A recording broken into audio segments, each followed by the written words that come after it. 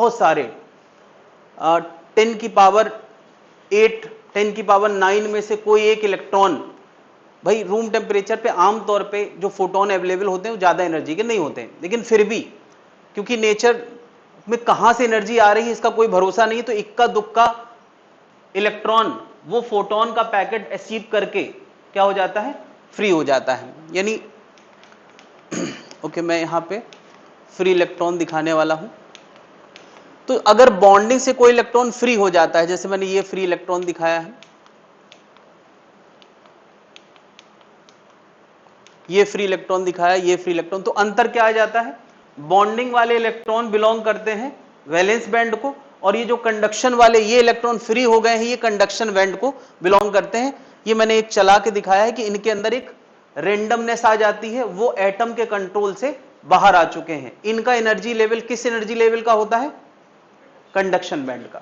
नहीं, अगर मैं दो में से बात करूं, एक बॉन्डिंग वाला इलेक्ट्रॉन है, एक फ्री इलेक्ट्रॉन है, तो कौन मूव करने के लिए ज्यादा फ्री है, फ्री इलेक्ट्रॉन, इसीलिए उसका नाम ही फ्री इलेक्ट्रॉन है। यानी अचानक से यहां इलेक्ट्रिक फील्ड आ जाए तो कौन तेजी से भागेंगे, किनका मूवमेंट इजी होगा, इलेक्ट्रिक फील्ड को कौन फ्रीक्वेंटली रिस्पॉन्ड करेंगे, फ्री इलेक्ट्रॉन। तो क्या बॉन्डिंग वाले इलेक्ट्रॉन को फोर्स नहीं लगता होगा, बिल्कुल लगता होगा, लेकिन उनको मूव करने की कोई जगह तब नहीं थी जब तक ये खाली जगह नहीं थी। अभी खाली जगह आने से पता है इलेक्ट्रॉन यहां वाला यहां या यहां वाला अगल बगल वाले इलेक्ट्रॉन एक दूसरे की जगह बदल सकते हैं। मैंने इस खाली जगह का नाम होल रखा था, मैंने कहा था ये कुछ एक गरीबों की झोपड़ी जैसा है।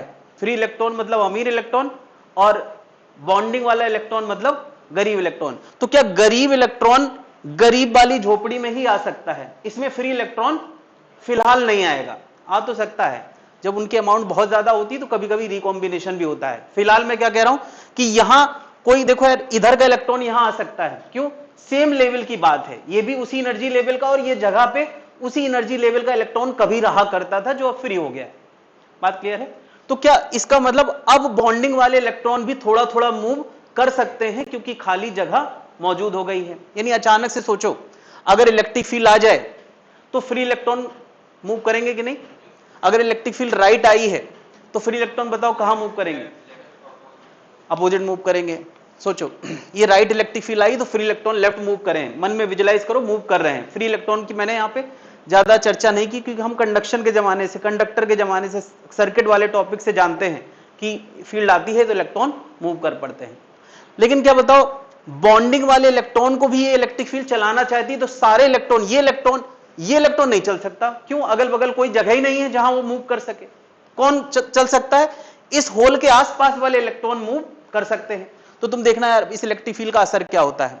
ये होल तुम्हें राइट जाते हुए दिख रहे हैं, इसका मतलब इलेक्ट्रॉन कहां जा रहे हैं, लेफ्ट जा रहे हैं। तो क्या बॉन्डिंग वाले इलेक्ट्रॉन कहां जा रहे हैं, लेफ्ट, और फ्री इलेक्ट्रॉन भी कहां जा रहे हैं, लेफ्ट। तो करंट कहां प्रोड्यूस हुआ, राइट। यानी जहां इलेक्ट्रिक फील्ड वहां करंट, और करंट को देने वाले अब दो चार्ज कैरियर हैं, कौन कौन, बॉन्डिंग इलेक्ट्रॉन और फ्री इलेक्ट्रॉन, या कह सकते हैं होल और इलेक्ट्रॉन। इलेक्ट्रॉन फील्ड के अलोंग चल रहे हैं अपोजिट, उसकी वजह से जो करंट है वो फील्ड के अलोंग, होल फील्ड के अलोंग चल रहे हैं अपोजिट, अलोंग, उसकी वजह से जो करंट है अलोंग। यानी करंट इलेक्ट्रिक फील्ड के अलोंग ही आना है। क्या इतनी बात क्लियर हो गई, आगे बढ़ते हैं। कि मैंने यही दिखाया इलेक्ट्रिक फील्ड का असर। तो जब तक सेमीकंडक्टर प्योर है उसको हम क्या बोलते हैं, इंट्रिंसिक। अभी तक हम सारी बातें प्योर सेमीकंडक्टर की कर रहे थे, अब हम कहां मूव करने वाले हैं, एक्सट्रिंसिक सेमीकंडक्टर। मैंने कहा था दो टाइप के एक्सट्रिंसिक सेमीकंडक्टर हैं। देखो यार मैं पहले तो रिक्वायरमेंट बताया था, प्योर सेमीकंडक्टर हमारे किसी खास काम का नहीं है क्योंकि उसके अंदर चार्ज कैरियर का जो अमाउंट है वो बहुत कम है। इतने अमाउंट से हमारे उस सेमीकंडक्टर में करंट का फ्लो कराना बहुत मुश्किल है। तो हम सेमीकंडक्टर के अंदर क्या करते हैं, मिलावट करते हैं, डोपिंग करते हैं, एक्स्ट्रा सब्सटेंस उसको देते हैं जिससे उसके अंदर चार्ज कैरियर बढ़ जाए। अगर इलेक्ट्रॉन बढ़ जाते हैं, ऐसा काम हमने किया है जिससे इलेक्ट्रॉन बढ़ जाए तो कौन सा, एन टाइप। ऐसा काम हमने किया है जिससे उसके अंदर के होल्स बढ़ जाएं तो उसका नाम क्या हो जाएगा, पी टाइप। क्या इतनी बातें क्लियर है। मैंने एक नाम लिया डोपिंग। तो डोपिंग का मतलब क्या है कि जब भी कोई एक्स्ट्रा एटम सेमीकंडक्टर के साथ मिलाया जाएगा तो उस प्रोसेस का नाम क्या है? डोपिंग। और जो कुछ मिलाया गया है, जो सब्सटेंस, उसको क्या बोलते हैं? डोपेंट। इतने नाम सबको क्लियर है? यहां तक सबने नोट कर लिया? ये शायद आखिरी वाली लाइन पिछली क्लास में नहीं थी, मैंने कहा तो ये नोट कर लें। पिछला वाला थोड़ा थोड़ा क्लियर हो गया है, मैंने ये अब तक यहां तक बढ़ा दिया था पिछली क्लास।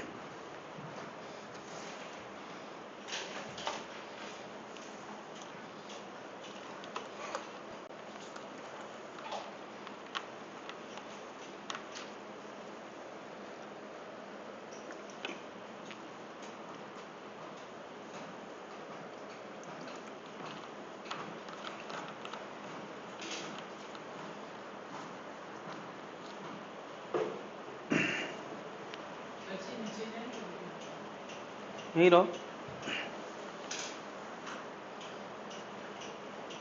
गड़बड़ ना करना, लेकिन 1 और 2 बस 2 ही बटने हैं, उसके अलावा रिमोट को मत छूना।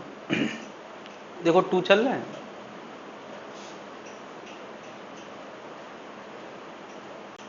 बस बस बढ़िया।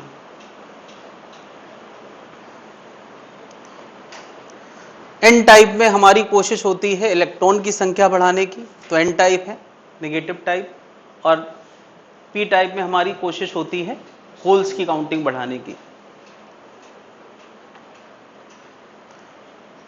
हाँ भाई, जो रह गया था नोट कर लिया है सबने, आगे बढ़ते हैं।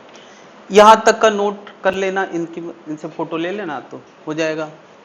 तो सबसे पहले हम बात करते हैं एन टाइप सेमीकंडक्टर। थोड़ा सा पिक्चर मन में लाओ। सबसे पहली चीज तो यही है कि हमारे मन में भाव चलना चाहिए, फिर उसके बाद लैंग्वेज डेफिनेशन सब समझ में आ जाती। अगर स्टोरी है तो सब काम बन जाता है। तो मैंने कहा यार ये एन टाइप सेमीकंडक्टर कैसे बनाया जाएगा? सिलिकॉन एटम्स के बीच में उससे मिलता जुलता एक पेंटावेलेंट इंप्योरिटी हम यहां मिलाएंगे। मैंने फास्फोरस लिया है, फास्फोरस फैमिली के और भी हैं, बोरॉन लिया जा सकता है, जिसमें कितने आउटर मोस्ट में सिलिकॉन में कितने होते हैं? 4, इसमें कितने हैं? 5। तो क्या बताओ, 4 ने अपना ऑक्टेट कंप्लीट कर लिया, 5वां यहां कहीं मौजूद है। ये देखो, इसका कोई बॉन्डिंग में पार्टिसिपेशन नहीं है। तो यार फास्फोरस की स्टेबिलिटी तो ऑक्टेट पूरा करते ही आ गई है। मैं कहूंगा ये सारे इलेक्ट्रॉन अब कहीं हिलने वाले नहीं है। किस इलेक्ट्रॉन का कोई ठिकाना नहीं, कोई पूछ नहीं रहा है, उसका बॉन्डिंग में कोई रोल नहीं है। ये 5वें इलेक्ट्रॉन का नहीं। तो क्या ये 5वां इलेक्ट्रॉन इन इलेक्ट्रॉन के मुकाबले बताओ, अच्छा ये जो बॉन्डिंग में उनका एनर्जी लेवल ज्यादा होगा, उनका एनर्जी बैंड किस कैटेगरी का होगा? वैलेंस। और ये क्योंकि फ्री भी नहीं है और बॉन्डिंग में भी नहीं है, तो इसका एनर्जी लेवल वैलेंस से थोड़ा ज्यादा होगा और कंडक्शन से थोड़ा कम होगा।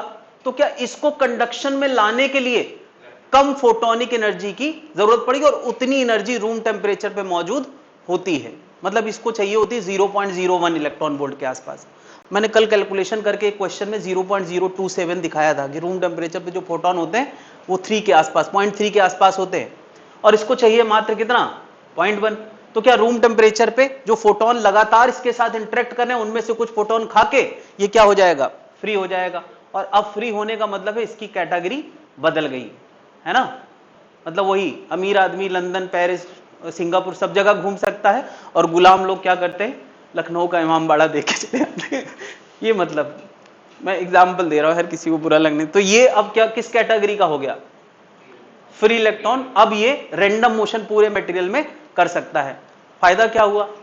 अच्छा एक बात, मैंने जैसे ही इलेक्ट्रॉन बाहर निकाला तो साथ में एक चीज और दिखाई।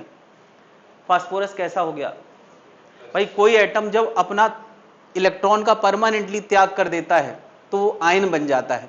ले लेता है तो नेगेटिव आयन, दे देता है तो पॉजिटिव आयन। ये कैसा बन गया? Positive ion. अब ये इलेक्ट्रॉन किसी एटम को नहीं मिला है, मटेरियल के अंदर घूम रहा है। मुझे एक बात बताओ, ये पूरा मटेरियल जब इलेक्ट्रॉन अंदर था तो पॉजिटिवली चार्ज था या नेगेटिवली चार्ज था या न्यूट्रल था? न्यूट्रल था। सीधी सी बात, फास्फोरस भी अपने सारे इलेक्ट्रॉनों के साथ आया है, सिलिकॉन भी अपने सारे इलेक्ट्रॉन को, तो सब कुछ न्यूट्रल था। क्लियर है? बताओ जब ये इलेक्ट्रॉन निकल गया तब ये पूरा कैंपस पॉजिटिवली चार्ज है, नेगेटिवली चार्ज है या न्यूट्रल है?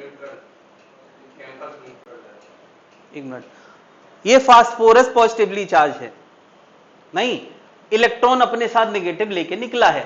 मैं इस पूरे क्रिस्टल की बात कर रहा हूं। क्रिस्टल कैसा है भाई? पूरे क्रिस्टल में ही वो इलेक्ट्रॉन है और क्रिस्टल में ही ये आयन है, तो इसका मतलब ये क्रिस्टल कैसा है? न्यूट्रल है। ये बताओ, फास्फोरस के अंदर जितने प्रोटॉन इलेक्ट्रॉन होते हैं, पहले ये एटम था ना यार, वो थे, अभी फास्फोरस के बाहर निकल गया, है तो क्रिस्टल के अंदर ही ना, तो क्रिस्टल पहले भी न्यूट्रल था, अभी भी। यार बहुत सारे क्वेश्चन यहां बन सकते हैं कि यार P type crystal positive charge होता है या नेगेटिव चार्ज, कंफ्यूजन आ जाएगा तुरंत कि फास्फोरस पॉजिटिव होता है, पॉजिटिव लिख दो। नहीं, क्रिस्टल कैसा है? फास्फोरस, कोई क्वेश्चन कि फास्फोरस एटम कैसा हो गया, तो वो क्या बन गया? आयन हो गया, पॉजिटिवली चार्ज हो गया। नहीं, कोई पूछे ये इलेक्ट्रॉन किस एनर्जी लेवल का होता है, तो हम क्या कहेंगे? कंडक्शन से थोड़ा सा नीचे और वैलेंस से काफी ऊपर ये होता है। क्या ये सब भाव मन में आ गए हैं? तो मैं इसको ऑन टेक्स्ट दिखाने वाला हूं। अच्छा, मैंने यार अभी एक ही फास्फोरस दिखाया था, लेकिन हर 10 की पावर 8 में से एक फास्फोरस मिला देते हैं। तो अभी यार बताओ, बहुत सारे एटम में से जगह जगह मैंने फास्फोरस मिला दिया है, तो क्या बहुत सारे फ्री इलेक्ट्रॉन इस क्रिस्टल के अंदर आ जाएंगे? तो इसकी कंडक्टिविटी बहुत गुना बढ़ जाएगी। यानी रूम टेम्परेचर पे जो सेमीकंडक्टर किसी काम का नहीं होता था, अब कुछ ना कुछ काम करने लगेगा। तो ये सारी बातों को मैंने कुछ लाइनों में, पहली बात कि हम एन टाइप के लिए किस तरह की इंप्योरिटी मिलाते हैं? पेंटावेलेंट। पेंटावेलेंट फैमिली में फास्फोरस, एंटीमनी, आर्सेनिक, ये सब आएंगे पेंटावेलेंट। बोरॉन तो एल्युमिनियम फैमिली का है, सॉरी, बोरॉन एल्युमिनियम का, ठीक। तो 5 आउटर मोस्ट में इलेक्ट्रॉन होना चाहिए। अब मुझे बताओ, तो वो जो एक इलेक्ट्रॉन एक्स्ट्रा है ना, वो फोटोनिक एनर्जी पाके किस में चला जाएगा? फ्री बन जाएगा। वो पहले फ्री था क्या? नहीं था, पहले फ्री नहीं था। तो इस इलेक्ट्रॉन का एनर्जी लेवल कहां होगा? देखो यार, ये इसका एक्चुअल पिक्चर है, इससे पहले मैंने दिखाया वो और बड़ा पिक्चर दिखाया है। नहीं, इस पिक्चर में तुम्हें क्या क्या नजर आ रहा है? फास्फोरस आयन, ये क्यों बने हैं? कि उन्होंने इलेक्ट्रॉन फ्री किए। अच्छा, इक्का दुक्का इलेक्ट्रॉन ऐसे भी होंगे जो नेचुरल तरीके से निकले होंगे, वो पुरानी कहानी कि इक्का दुक्का तो ऐसे अपने आप होते हैं। तो इसका मतलब इस क्रिस्टल के अंदर फ्री इलेक्ट्रॉन और होल में क्या ज्यादा होगा? कोई फ्री इलेक्ट्रॉन तो फास्फोरस ने भी दिए हैं, नेचुरल तरीके से भी आए, और होल केवल और केवल नेचुरल तरीके से आए हैं। तो इसमें मेजॉरिटी में कौन आ गया? Free electron. और माइनॉरिटी में कौन है? यानी मौजूद दोनों हैं। वही क्वेश्चन का जवाब कि एक इलेक्ट्रॉन अकेले होते हैं, होल होते हैं, कि दोनों होते हैं? दोनों होते हैं। क्या बात समझ? लेकिन मेजॉरिटी में कौन है? Free electron. ठीक है, तो कुछ और बातें। By this concentration of electron increases, hence the negative type charge carrier. Electron बढ़ गए हैं। अच्छा, इलेक्ट्रॉन बढ़ गए हैं, ओवरऑल क्रिस्टल कैसा है? न्यूट्रल है। ये सब दिमाग में ना है कि एन टाइप है तो सर निगेटिव होगा, ऐसा नहीं है। तो ये तो यार इसका एक्चुअल पिक्चर है। अब इसी का ये एनर्जी डायग्राम, एनर्जी डायग्राम केवल समझने के लिए होता है कि इलेक्ट्रॉन किस कैटेगरी के हो गए, बस ये समझाने के लिए। तो बता यार, क्या ये एनर्जी लेवल सिलिकॉन के बैलेंस एनर्जी लेवल को बताता था? अभी थोड़ा देर पहले हमने जो बात करी, ये बैंड, ये बैंड पूरा बैंड बना देते, अब लाइनें ना दिखाएं तो अच्छा है। ये बैंड सिलिकॉन के अंदर कुछ इलेक्ट्रॉन, इक्का दुक्का इलेक्ट्रॉन के कंडक्शन एनर्जी लेवल को दिखाता था। नहीं, अभी अभी हमने उसमें क्या मिलाई है? इंप्योरिटी, उसका भी तो कोई लेवल होगा। तो ये इन दोनों के बीच में मैं कहूंगा इसके करीब है। किसके करीब है? कंडक्शन के करीब है। उसका नाम मैंने लिखा है डोनर इंप्योरिटी लेवल। इलेक्ट्रॉन यहां से, इस कैटेगरी से, ये सब कुछ कैटेगरी बताने के लिए, ये कोई फोटो नहीं है, कोई पिक्चर नहीं है। इस कैटेगरी के इलेक्ट्रॉन कहां रहा करते थे? इलेक्ट्रॉन बताएं, फास्फोरस के अंदर। वो कहां चले गए हैं? क्रिस्टल के अंदर। यानी अब मैं क्रिस्टल के अंदर कहूंगा कि बहुत सारे कंडक्शन इलेक्ट्रॉन आ गए हैं। अच्छा, क्या बताओ, हमने 1000 फास्फोरस मिलाए हैं तो कितने इलेक्ट्रॉन बढ़ गए?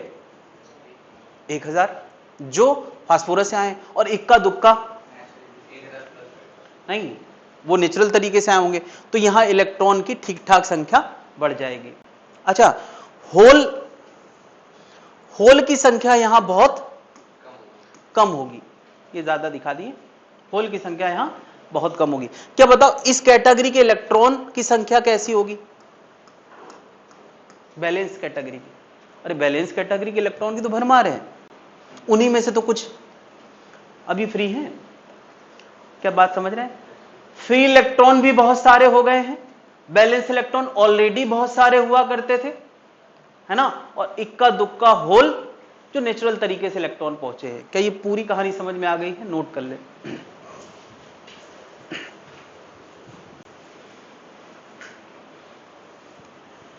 वो केवल देखने के लिए था, नोट ये करना है, फोटो नोट नहीं करना है, फोटो केवल दिमाग में बिठाने के लिए। और मुझे लगता है कि तुम ये नोट भले कर लो, दिमाग में वही ज्यादा रहता है जो मैंने पहले दिखाया।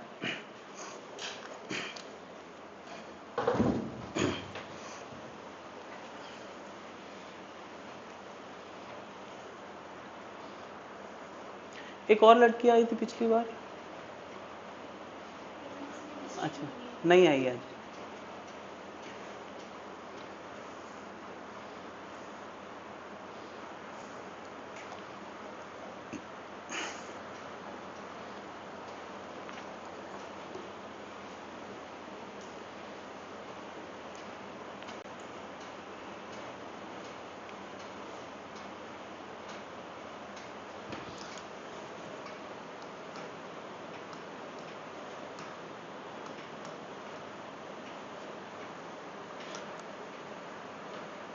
ये मैंने कुछ और पॉइंट नीचे लिखे हैं।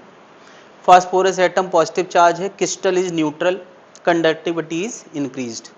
ये सारी बातें लाइन वाइज नोट कर लें, क्योंकि ऑब्जेक्टिव आएगा तो बस ये दिमाग में आना चाहिए, ये सारे पॉइंट्स दिमाग में आना चाहिए, इन्हीं पे ऑब्जेक्टिव बनाए जाएंगे।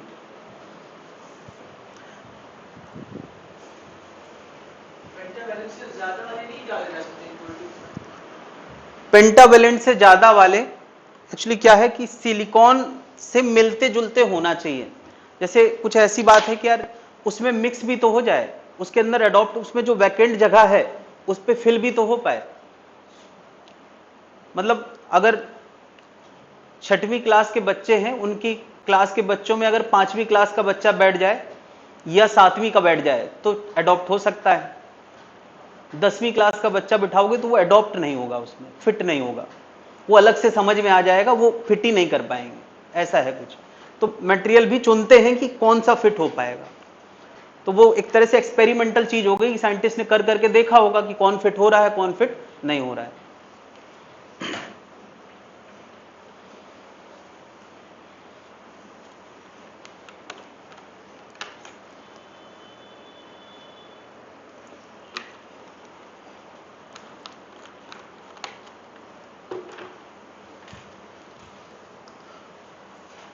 होल यहां कम दिखाना है, बस इक्का दुक्का होल दिखाना है।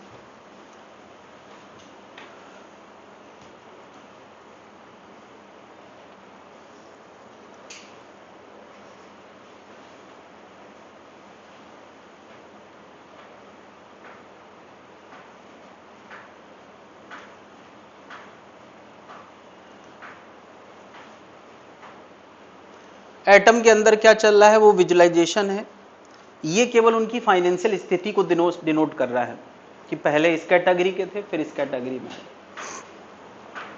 डोनर इंप्यूरिटी लेवल, ये किसका एनर्जी लेवल है?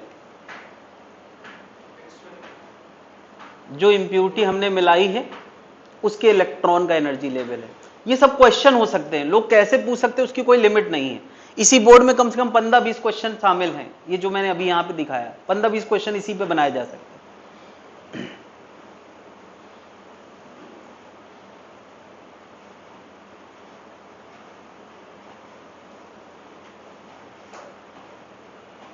नोट कर लिए?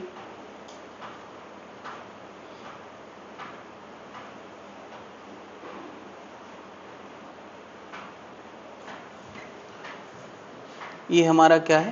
Free electron. ये क्या है? आयन बन गया, पॉजिटिव आयन, फास्फोरस का पॉजिटिव आयन।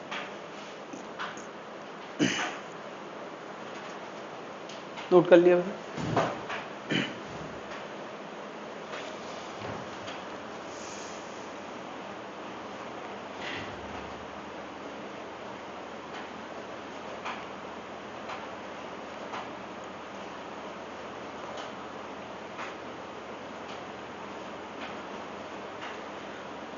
अच्छा, जब तक प्योर सेमीकंडक्टर होता था तो इलेक्ट्रॉन ज्यादा होते थे कि होल ज्यादा होते थे, कि दोनों बराबर होते थे, इक्वल होते थे?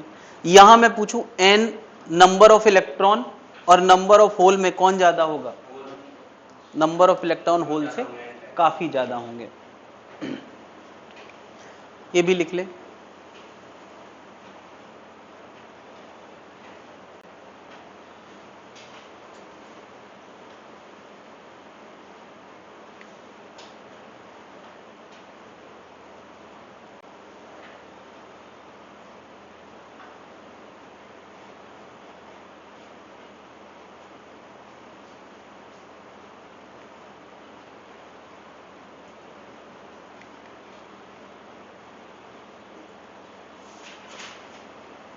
तो अगली कैटेगरी क्या आने वाली है? अभी हमने इस एन टाइप में इलेक्ट्रॉन बढ़ाने का प्रयास किया है, अब हम क्या बढ़ाने का प्रयास करने वाले हैं? होल बढ़ाने का प्रयास करने वाले हैं।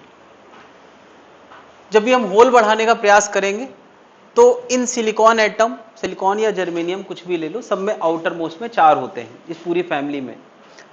उनके साथ हमने ऐसी इंप्यूरिटी मिलाई है जिसके आउटर मोस्ट में कितने हैं? 3 इलेक्ट्रॉन हैं। तो एल्युमिनियम फैमिली, एल्युमिनियम फैमिली में और क्या क्या आता है?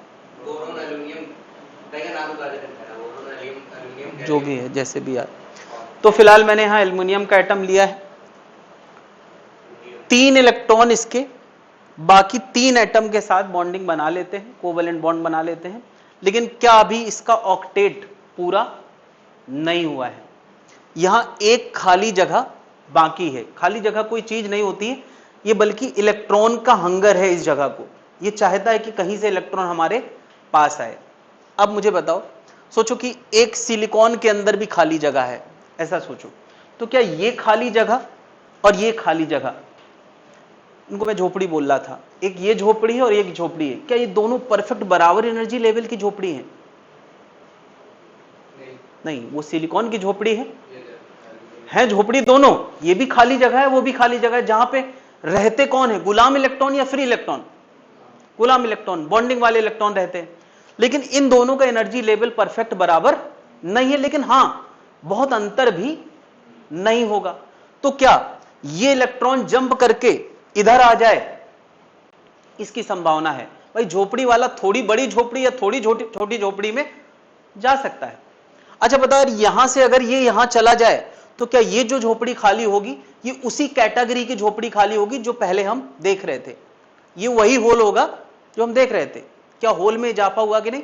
और उसी कैटेगरी के होल में इजाफा हुआ। ये होल थोड़ा अलग था, लेकिन वो होल तो वही है जो पहले से एग्जिस्ट कर रहे थे। तो क्या बताओ, हमने एक एल्युमिनियम मिला के एक खाली जगह का इंतजाम कर दिया। और अगर ऐसे ऐसे मैंने जगह जगह बहुत सारे एल्युमिनियम एटम मिलाए हैं तो हर एल्युमिनियम एटम ने एक खाली जगह देगी और उसकी जगह भरने के लिए सिलिकॉन के अंदर, कुल मिला के यार वो खाली जगह बनी रहेगी, चाहे सिलिकॉन के अंदर हो चाहे एल्युमिनियम के अंदर हो। वहां गुलाम इलेक्ट्रॉन जा जाके इधर उधर जगह तो बदल सकते हैं, बट उस खाली जगह को कभी खत्म नहीं किया जा सकता। भाई फ्री इलेक्ट्रॉन थोड़ी उसकी जगह लेने आएगा, और इतने फ्री इलेक्ट्रॉन है ही नहीं। यहां क्या इतने फ्री इलेक्ट्रॉन है जो उसकी जगह ले सके? तो यहां अब फिर से वही बात, मेरा क्वेश्चन है कि ये एल्युमिनियम एटम पॉजिटिवली चार्ज है, नेगेटिवली चार्ज है या न्यूट्रल है?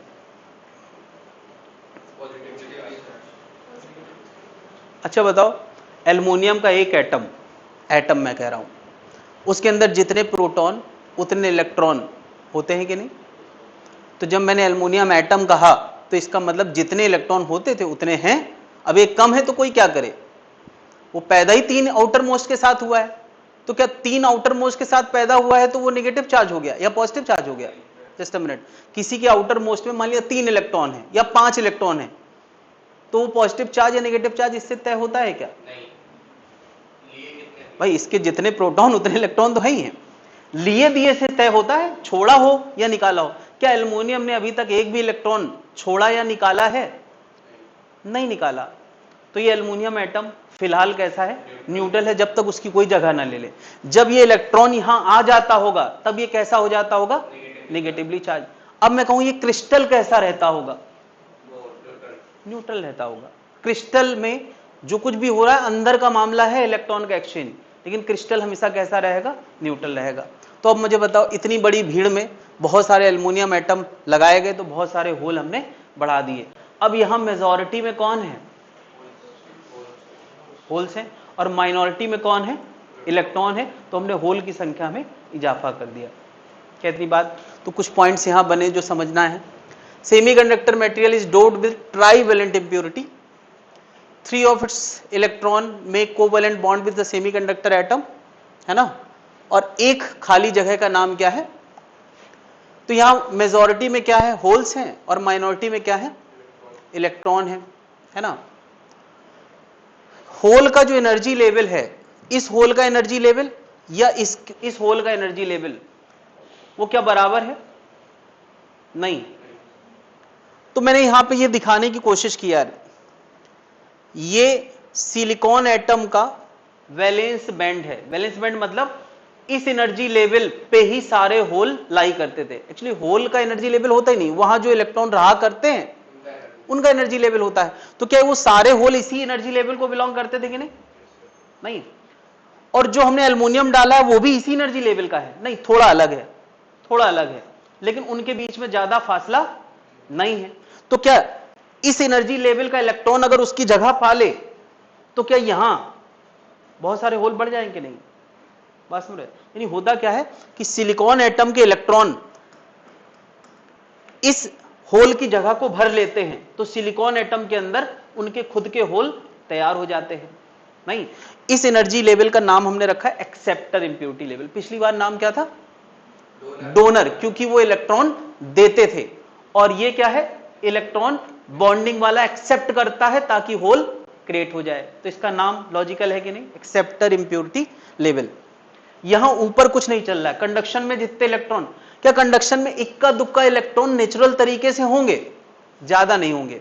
तो यहां मेजॉरिटी में कौन है, होल है, और होल वैलेंस एनर्जी लेवल के होते हैं, वैलेंस बैंड के होते हैं। क्या ये पूरी कहानी क्लियर है, एकदम क्रिस्टल क्लियर है। Aluminium atom has no charge until hole is filled, जब तक वो उसका होल फिल नहीं होता तब तक उसमें कोई चार्ज नहीं है। क्रिस्टल कैसा होगा, न्यूट्रल होगा, और कंडक्टिविटी बढ़ जाएगी। चार्ज कैरियर बढ़ गए तो कंडक्टिविटी बढ़ जाएगी। Na और NH में कौन ज्यादा होगा, NH ज्यादा होगा, ठीक, नोट कर ले।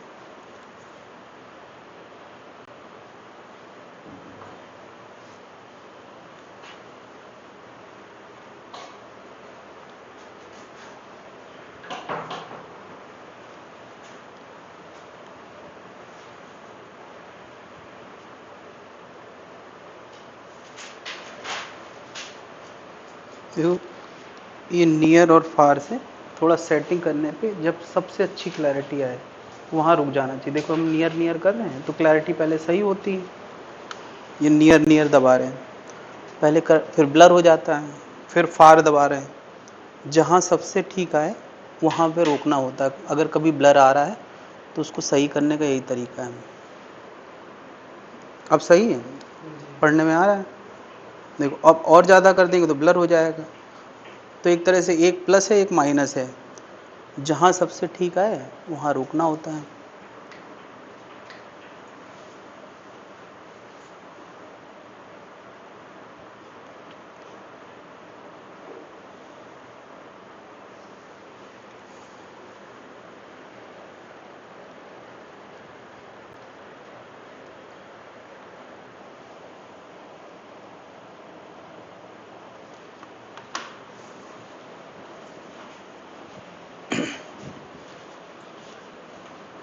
कंडक्टिविटी इज इंक्रीज्ड, ये सब कुछ इसीलिए हो रहा है ताकि कंडक्टिविटी बढ़ जाए। प्योर सेमीकंडक्टर किसी काम का नहीं, मिलावट करके हम उसकी कंडक्टिविटी बढ़ाना चाहते हैं।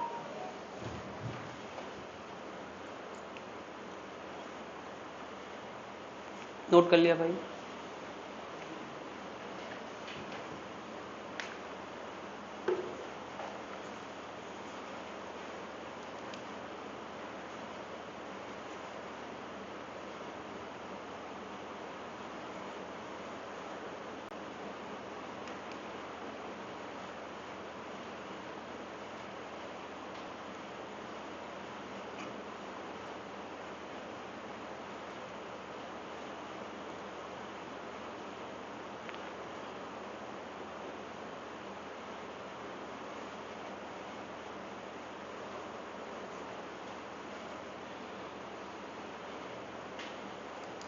कोई दिमाग में क्वेश्चन उठ रहा हो तो पूछा करें।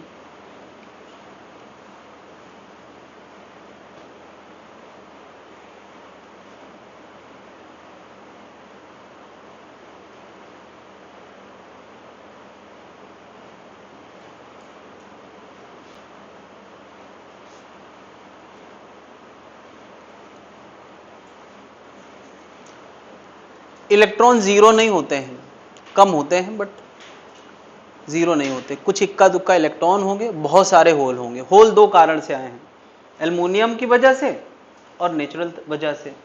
इलेक्ट्रॉन केवल नेचुरल वजह से आया है, इसलिए हम मेजॉरिटी माइनॉरिटी बोलते हैं, जीरो किसी को नहीं बोलते। क्लियर है? आगे बढ़ जाएं। कुछ इसमें मैथमेटिकल बातें हम लोग करना है, शायद फॉर्मूले अभी तक नहीं बताए गए हैं।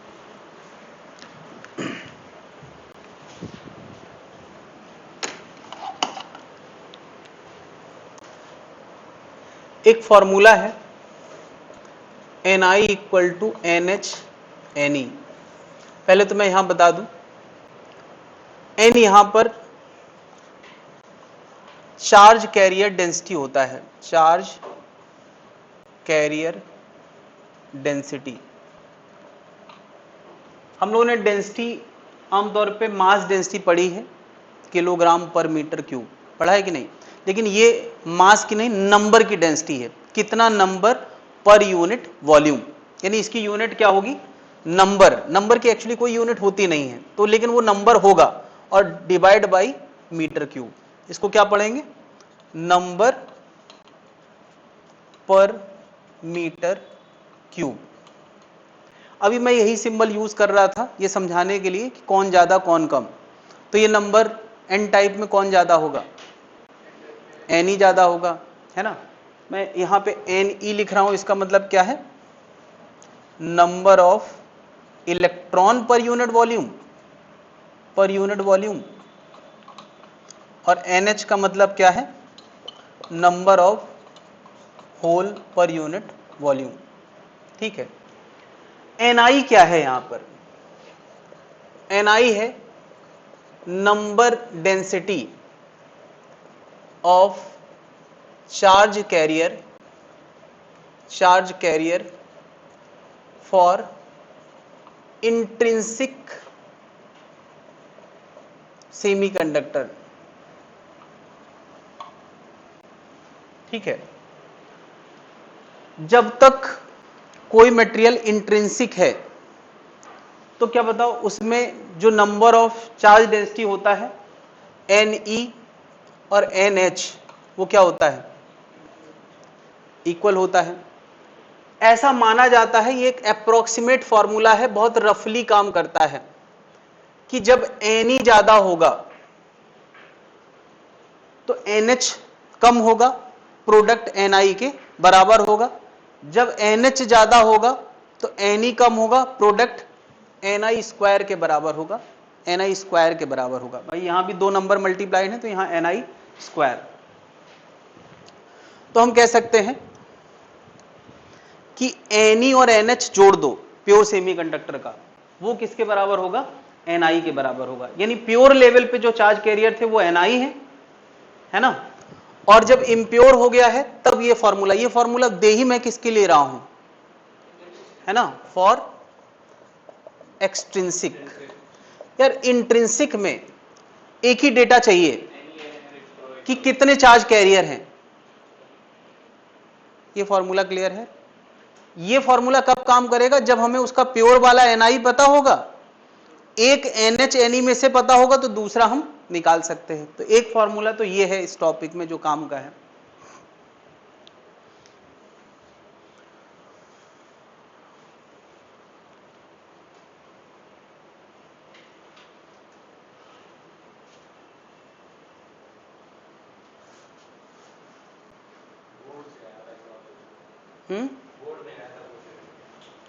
कर पाए कि नहीं,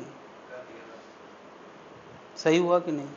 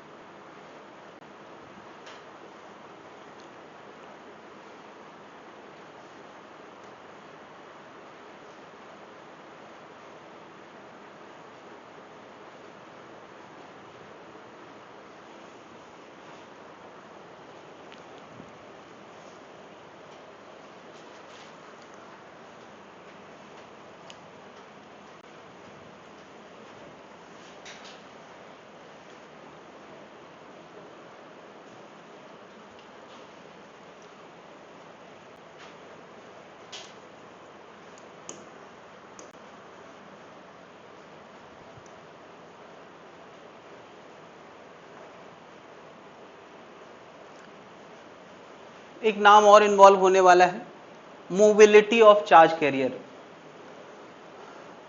तो मोबिलिटी का भाव क्या है कि कौन सा चार्ज कैरियर उस सेमीकंडक्टर मटेरियल के अंदर इजीली मूव कर सकता है, किसके इन्फ्लुएंस में मूव करेगा, इलेक्ट्रिक फील्ड। ऑब्वियसली बैटरी क्या करती है, किसी मटेरियल के अंदर इलेक्ट्रिक फील्ड क्रिएट करती है, उसी के इन्फ्लुएंस में इसको चलना है। तो इसकी डेफिनेशन ऐसे बनाई गई है, VD/E। ये बेसिकली यहीं से इसकी डेफिनेशन ही शुरू होती है, यही इसकी डेफिनेशन है कि फॉर सम E जिस कैरियर का V ज्यादा होगा, सेम इलेक्ट्रिक फील्ड के लिए जिसका V ज्यादा होगा उसकी मोबिलिटी अच्छी है। तो मोबिलिटी उसी की अच्छी होगी जिसका V ज्यादा होगा for the same electric field. Logic clear है ना। या कम इलेक्ट्रिक फील्ड में वही वेलोसिटी गेन कर दे। अब ऐसे सोचो, वेलोसिटी दो चार्ज कैरियर की सेम है, लेकिन एक ने ज्यादा इलेक्ट्रिक फील्ड में वही वेलोसिटी लाई, एक ने कम, तो जिसके लिए इलेक्ट्रिक फील्ड कम में वही वेलोसिटी आ गई है उसका मोबिलिटी ज्यादा है। तो हर मैथमेटिकल फॉर्मूले का एक भाव होता है, अगर भाव दिमाग में रहेगा ना तो ये उल्टा सीधा वाला कंफ्यूजन दूर हो जाता है। जैसे किसी को ये फॉर्मूला लगभग याद है कि इलेक्ट्रिक फील्ड और ड्रिफ्ट वेलोसिटी ये वेलोसिटी होता था, बट ये कंफ्यूजन है वेलोसिटी नीचे है या ऊपर है, तो कौन मदद करेगा, ये भाव मदद करेगा कि मोबिलिटी उसी की ज्यादा होगी जिसका V ज्यादा होगा, तो इसका मतलब ज्यादा ज्यादा तो ऊपर ऊपर होना चाहिए। ये फॉर्मूला याद रखने की तरीके हैं। फिजिक्स में भाव बहुत मदद करते हैं यार, फॉर्मूले से ज्यादा भाव इंपॉर्टेंट है। क्या इतना बात क्लियर है। अब मैं तुमसे पूछूं कि μE और μH दो ही चार्ज कैरियर हैं, ज्यादा है ही नहीं, किसकी मोबिलिटी ज्यादा होती होगी, मैं तुमसे पूछ रहा हूं, किसकी मोबिलिटी ज्यादा होगी, अमीरों की या गरीबों की? भाई जो कंडक्शन बैंड के हैं, होल में तो बैलेंस बैंड वाली शिफ्टिंग होती है, तो किन की मोबिलिटी ज्यादा होगी? बहुत ऑब्वियस है यार, बहुत बार ये क्वेश्चन पूछा गया है, किसकी ज्यादा होगी? अमीरों की। That's it. ठीक है, इससे रिलेटेड एक और फॉर्मूला आने वाला है, कंडक्टिविटी ऑफ मटेरियल। क्योंकि अभी हम लोगों ने करंट इलेक्ट्रिसिटी वाला टॉपिक नहीं पढ़ा है, तो मैं सीधे कंडक्टिविटी का फॉर्मूला लिख रहा हूं। कंडक्टिविटी का फॉर्मूला, चलो मैं कंडक्टिविटी का फॉर्मूला लिख रहा हूं। कंडक्टिविटी का फॉर्मूला है N E mu, N E mu. अब इसको जरा ध्यान से देखें, ये फॉर्मूला है, एन क्या है? नंबर ऑफ चार्ज कैरियर पर unit volume, per unit volume. इससे फैमिलियर है। ई क्या है यहां पर? हा, चार्ज ऑफ चार्ज कैरियर। तो यार चार्ज ऑफ चार्ज कैरियर में देखा जाए तो यहां सब जगह इलेक्ट्रॉनी का खेल है, होल भी मूव कर रहे हैं तो वहां भी इलेक्ट्रॉन। तो ई की वैल्यू सबको पता है यार, charge of electron 1.6 into 10 to power, यानी ई की जगह हर बार यही रखा जाएगा। और म्यू क्या है? मोबिलिटी। अब मुझे बताओ, किसी प्योर सेमीकंडक्टर में, क्या प्योर सेमीकंडक्टर में Ni और NH दो होते हैं और दोनों क्या होते हैं? सेम। तो मोबिलिटी में इलेक्ट्रॉन का भी रोल होगा, मोबिलिटी में तो कंडक्टिविटी बढ़ाने में इलेक्ट्रॉन भी आगे आएंगे, कंडक्टिविटी बढ़ाने में। तो उसका फॉर्मूला जो मैं ओवरऑल फॉर्मूला दे रहा हूं उसमें आएगा N E mu E plus mu H. जरा इस फॉर्मूले को ध्यान से देखें, ये फॉर्मूला फाइनल है। ये फॉर्मूला तब लगाना है जब हमें केवल एक चार्ज कैरियर की मोबिलिटी दी हो, उसका नंबर दिया हो। लेकिन हमें पता है एक चार्ज कैरियर नहीं, दो चार्ज कैरियर होते हैं। तो क्या N E into mu E, ये कंडक्टिविटी किसकी हो गई? इलेक्ट्रॉन की। N E into mu H, ये किसकी कंडक्टिविटी हो? दोनों को ऐड कर दिया तो ये फॉर्मूला बन गया। मैंने एन कॉमन क्यों ले लिया है? अरे भाई प्योर सेमीकंडक्टर की बात चल रही है, इंट्रिंसिक मतलब प्योर, तो उसमें एन ई और एन एच क्या होता है? सेम होता है। तो मैंने एन ई क्या ले लिया है? कॉमन ले लिया है। इतनी बात समझ में आ गई? अगर मैं इस फॉर्मूले को और जनरल लिखूं, इतने सब याद रखने की जरूरत नहीं है, तो मैं यहां लिखूंगा एन ई इंटू ई म्यू ई, एन एच इंटू ई म्यू एच। यार ये सफिक्स में लिखा है, ये यार फॉर्मूला है, इसी से तुम सब एक्सप्लेन कर ले जाओगे। क्या इसी में एन और एन एच बराबर कर दो, ये आ जाएगा। एक चार्ज कैरियर का जीरो असर कर दो तो ये आ जाएगा। तो मैं एक ही को डब्बे में बंद करता हूं, इनके डब्बे हटा देता हूं। क्या इतनी बात समझ में आ गई? चलो इसको एक डब्बा दे देते हैं। ये प्योर के लिए है और ये जनरल है। जनरल है तो मैं चार्ज कैरियर पता हूं, ये फॉर्मूला लगाओ, इलेक्ट्रॉन कितने, होल कितने। अच्छा अभी थोड़ा देर पहले मैंने एक और बात करी थी, कभी कभी क्या होगा, हमें एन आई पता होगा और एन ई पता होगा, एन एच पता ही नहीं, तब उसको लगा के एन एच निकालोगे। या कभी कभी क्या है, एन एच पता है और वो एन टाइप सेमीकंडक्टर है, तो एन एच से ज्यादा इंपॉर्टेंट क्या है? N E. तो उस फॉर्मूले से हम क्या निकालेंगे? एन ई, क्योंकि ये फैक्टर ज्यादा असर देने वाला है। क्या जनता समझ पा रही है? उसके और इसके कॉम्बिनेशन में भी क्वेश्चन हो सकते हैं, नोट कर ले ये भी।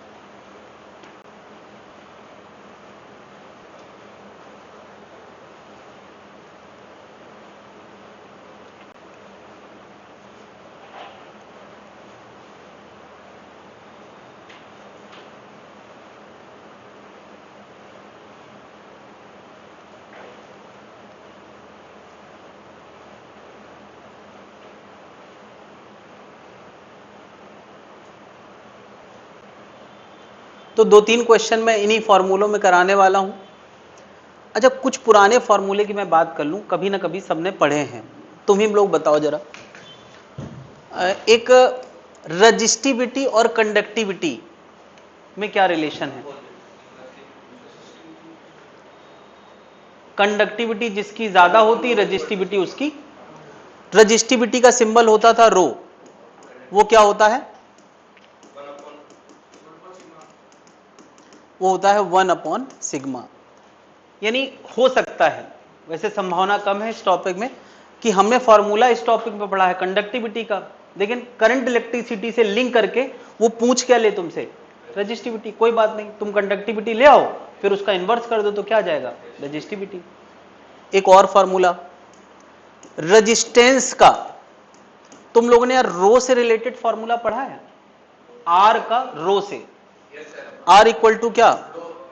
रो एल बाई ए। यानी अगर एक कोई कंडक्टर है जो एल लेंथ का है, अब यहां कंडक्टर नहीं कहूंगा, कोई भी सेमीकंडक्टर है, कंडक्टर हो चाहे सेमीकंडक्टर हो, फॉर्मूला उसके लिए ये काम करेगा। ए क्या होता था? Area of cross section. तो एरिया पता, लेंथ पता और रो पता। रो कैसे पता? इधर से पता, सिग्मा से। सिग्मा कैसे पता? तो इन कड़ियों को जोड़ के एक लिंक्ड क्वेश्चन बनाया जा सकता है। हमने इस टॉपिक में ये पढ़ा है, पुराने टॉपिक में ये 2 पढ़े हैं, लेकिन सबको लिंक करके क्वेश्चन बनाया जा सकता है। कर लेंगे नहीं? ठीक है, बिल्कुल आ सकता है, क्यों नहीं आ सकता? और क्या सब्जेक्टिव में आएगा?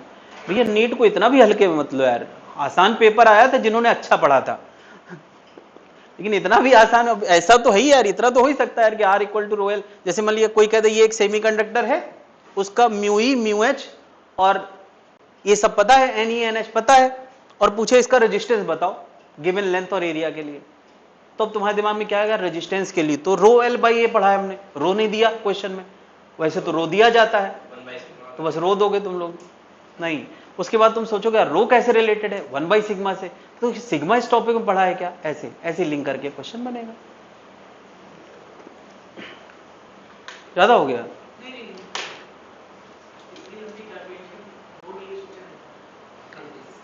देखो ऐसा है ना, एक आध क्वेश्चन ऐसा आ सकता है ना, हम वर्स्ट की तैयारी करें और बी पॉजिटिव, पेपर पिछले साल जैसा आ जाए। पिछले साल वाले लोग कह रहे हैं मुश्किल है, मुझे लगता है कि बहुत आसान पेपर था इस बार, कुछ ऐसा था ही नहीं, कैलकुलेशन के नाम पे तो बहुत ज्यादा था ही नहीं किसी में, लेकिन थोड़ा बहुत कैलकुलेशन, यहां तक के कैलकुलेशन तो होते ही है, मतलब ये कोई बड़ी बात नहीं है। अच्छा, इसका अच्छा तरीका पता है क्या है? जैसे तुम यहां पे रो को 1/सिग्मा लिख दो, कैलकुलेशन सबसे आखिरी में करो, सिग्मा की जो वैल्यू है इधर रख दो, फिर आखिरी में काटा पीटी करो, तो उससे क्या कुछ चीजें तुम्हें सॉल्व ही नहीं करना पड़ेंगी, डेटा ऐसे सेट किया जाता है कि तुम्हारी कैलकुलेशन बच जाए।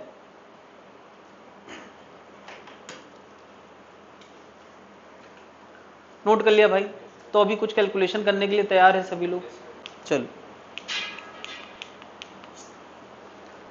अपने आप सोचो कौन सा क्या फॉर्मूला लगाना है, मुझे आंसर चाहिए, और आंसर बोलेगा कोई नहीं। जब मैं ए पूछूंगा तो हाथ उठाना है जिसका ए आया हो, जब मैं बी पूछूंगा तो हाथ उठाना है, कोई बोलेगा नहीं, अपना आप कैलकुलेशन खुद से करें। कुछ आदत हम लोग क्लास में डालेंगे और फिर उसको घर पे कंटिन्यू करेंगे, कुछ नहीं करके जाएंगे तो घर में फ्रस्ट्रेट होंगे, ये नहीं चाहता मैं।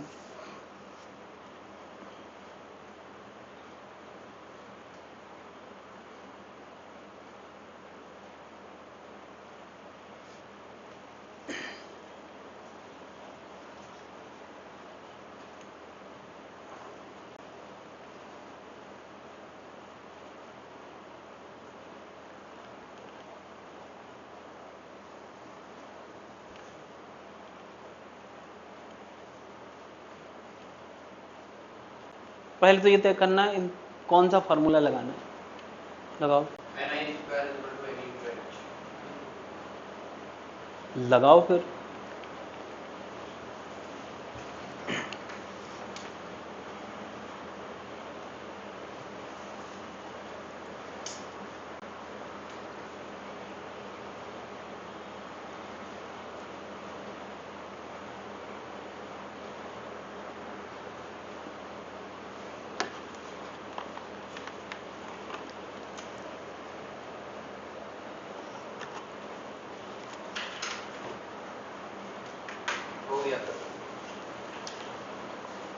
अभी हो जाए एक आध लोगों का और।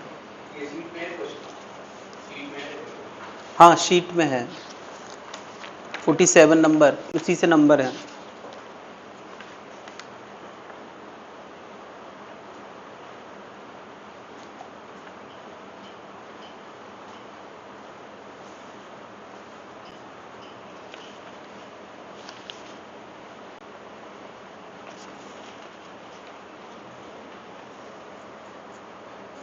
फोटो बढ़ाना पड़ेगी इस बार।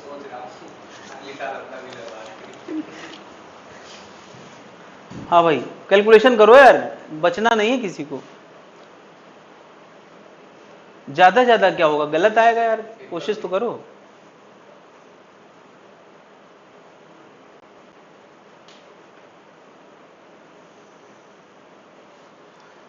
तो सबसे पहले लैंग्वेज पढ़ के हमें यह समझना है कि दिया क्या है। Number of intrinsic charge carrier, intrinsic मतलब प्योर सेमीकंडक्टर के चार्ज कैरियर का नंबर। ये कैसे पता, नंबर दिया है, पर मीटर क्यूब लिखा है, नंबर की कोई यूनिट होता नहीं है, तो इसका मतलब ये एनआई दिया है। क्या दिया है, एनआई दिया है। और क्या दिया है, डोप किया गया है जिससे होल इतना हो गया है, इसका मतलब ये क्या दिया है, एनएच दिया है। और पूछा क्या है, एनई। तो हमने फॉर्मूला पढ़ा है N I square equal to N H. N I मतलब 1.5 इंटू 10 की पावर 16 का स्क्वायर। एन लाना है, एन एच दिया है, तो ये कैलकुलेशन करना है। अब कैलकुलेशन तो आना ही चाहिए यार। कितने लोगों का ए आ गया है, एनीवन? अभी तक कितने लोगों का आ चुका है अब तक? ओके, सब लोग ट्राई कर लें, कोई दिक्कत नहीं है, ट्राई कर लो, अभी खूब मौका मिलेगा, कोई जल्दी नहीं, मुझे भी।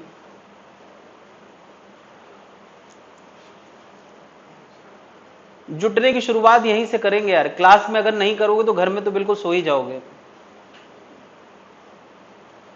यहां से जाग के जाओ।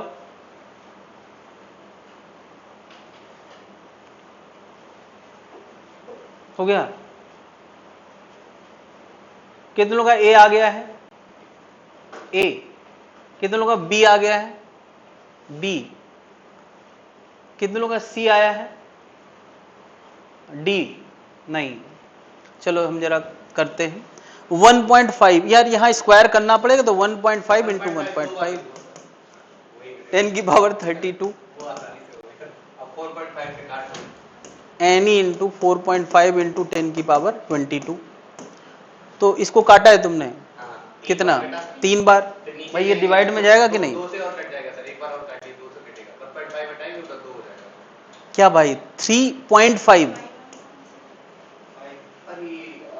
तुम क्या ये इसको डिवाइड में ले गए हो क्या, इस तरफ ले गए हो? अननोन तो हमारा इधर है, तो अननोन इतनी जल्दी मत करो यार। ये आ गया 0.5 10 की पावर 32। भाई ये डिवाइड में जाने वाला है ना, 10 की पावर 22। अब ये 22 ऊपर जाएगा तो क्या माइनस पावर बन जाएगी? तो आ गया 0.5 इंटू 10 की पावर 10। अच्छा अभी क्योंकि हमें आंसर देना है, ये पूछा या डैश डैश क्या है, 9 पावर में आंसर देना है, तो यहां अगर एक पावर कम करेंगे तो यहां, तो आंसर क्या हो गया है, 5। समझ आया यार? नींद खुली? चलो अच्छी बात। ये सबसे बेसिक क्वेश्चन है यार, है ना? नींद तो अभी खुलेगी, मतलब जब मैकेनिक्स चलेगी तब। ये टॉपिक तो बहुत हल्के हैं, मॉडर्न तक। नींद तुम्हारी खुलेगी जब रोटेशनल मोशन पढ़ोगे, तो अब एकदम बिल्कुल कॉन्शियस लेवल बदल जाएगा। इलेक्ट्रोस्टैटिक्स जब पढ़ोगे, जब पावर के स्क्वायर किया जाए तो पावर ऐड होती है? हाँ ऐड होती है, मतलब डबल हो जाएगी। जैसे 2 स्क्वायर है तो डबल हो जाएगी, और अगर क्यूब है तो ट्रिपल हो जाएगी। बेसिकली स्क्वायर का मतलब क्या होता है, स्क्वायर का मतलब है उसी चीज को उसी चीज से मल्टीप्लाई करना। तुम सोच के देखो यार, अगर मैं इसको 2 बार मल्टीप्लाई करूंगा तो क्या ये दोनों मल्टीप्लाई में आ गए? और कोई चीजें मल्टीप्लाई में होती तो पावर के साथ एडिशन होता है कि नहीं? बस वही किया मैंने, अभी शुरुआत है तो ये सब बातें मैं बता रहा हूं। फिर कुछ दिन बाद क्या मैं सीधे कहूंगा ये होता है, तुम्हें एज्यूम मानना ही पड़ेगा। ये शुरुआत है बस, तब कुछ दिन, महीना 2 महीना बाद में तुम या तो आदत बना लो या तो फिर छोड़ने के लिए तैयार हो जाओ, क्योंकि ये होगा। इसलिए अभी से अपने आप को रिहर्स करो कि ये हमारी आदत का हिस्सा बन जाए। पावर हैंडल करना आना चाहिए, मैंने बोला 8वीं तक की मैथ सबको आना चाहिए। ये 8वीं की मैथ से पहले ही आता है, मेरा बेटा 7th में 8th में चला गया है, ओके, पढ़ रहा है वो सब पावर आवर। मेरी नज़र है उस पे कि वो जब मेरा स्टूडेंट बने तो ये सब चीज़ों पहले नहीं। अभी मैं नहीं पढ़ाता यार, बोर हो जाता हूँ उसको पढ़ाने, थोड़ा बहुत कभी मैथ टेस्ट देख लेता हूँ। हाँ भाई, चलो यार खुद से डिसाइड करो कौन सा फॉर्मूला लगाना है, क्या करना है, फिर मुझे बताओ। अब तक जो मैंने फॉर्मूले बताए हैं मैं यहाँ लिख देता हूँ, किसी को अगर फॉर्मूले याद नहीं है। एक तो मैंने कंडक्टिविटी का बताया है, N mu E into E, N H mu H into E, ये इन जनरल कंडक्टिविटी का ये फॉर्मूला है। इसमें हम क्या n कॉमन ले लें, प्योर में क्या होता है, N E N H same होता है, तो हमने उसका नाम n लिखना शुरू कर दिया था। तो क्या यहाँ से n और e कॉमन आएगा, म्यू ई म्यू एच अंदर आ जाएगा। ये किसके लिए बन गया, प्योर के लिए। कंडक्टिविटी पता हो तो रेजिस्टिविटी क्या होती है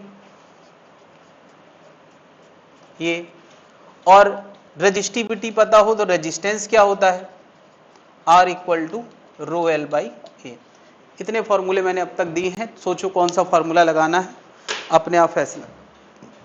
और आंसर जल्दबाजी मत दो यार, 30 सेकंड लेट दो, 10 सेकंड, 30 सेकंड ज़्यादा हो जाता है, बट सही दो।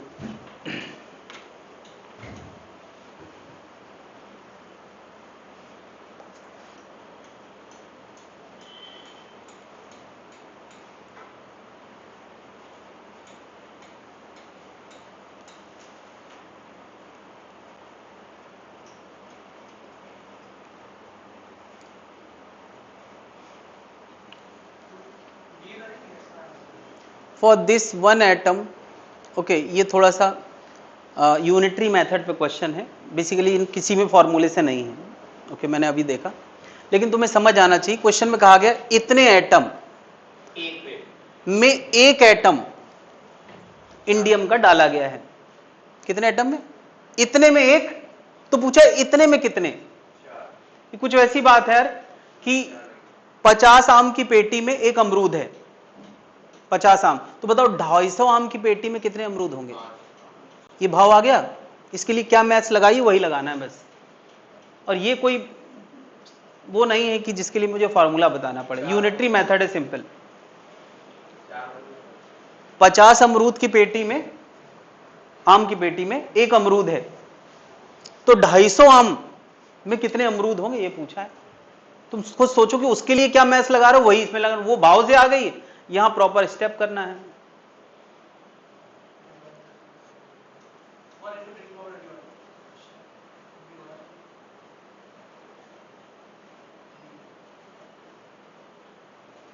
बोलना नहीं भाई, सबको करने का मौका मिलना है, बस हाथ उठाना है जब मैं पूछूंगा।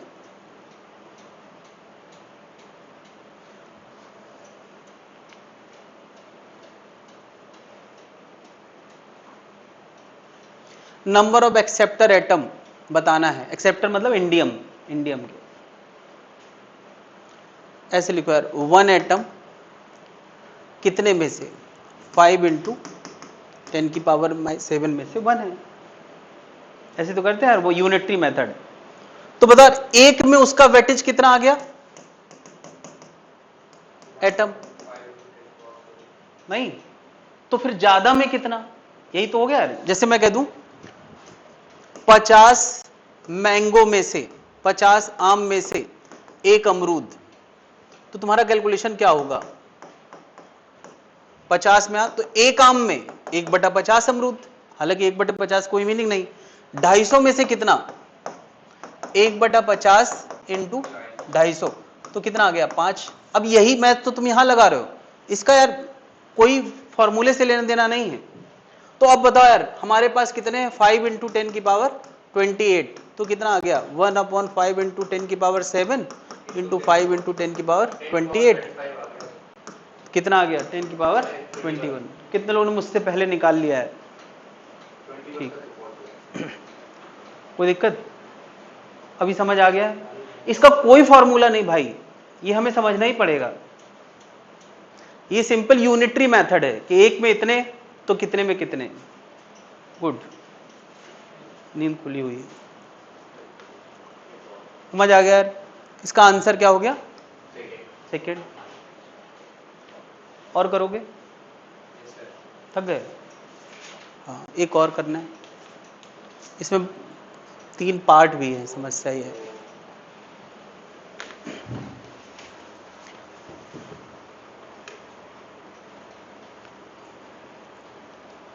थ्योरी सुनने में बड़ा अच्छा लगता है, बस मैथ्स आती है वहीं से।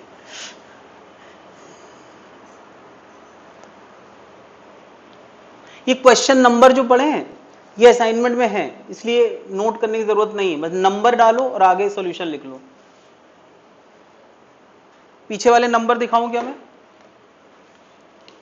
इससे पहले 54 था, इससे पहले 47 था।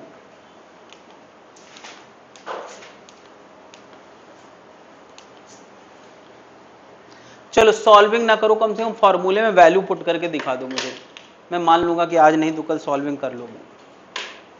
कम से कम वो डेटा भरना भी एक प्रोसेस है, मन में वो प्रोसेस पहले डेवलप हो।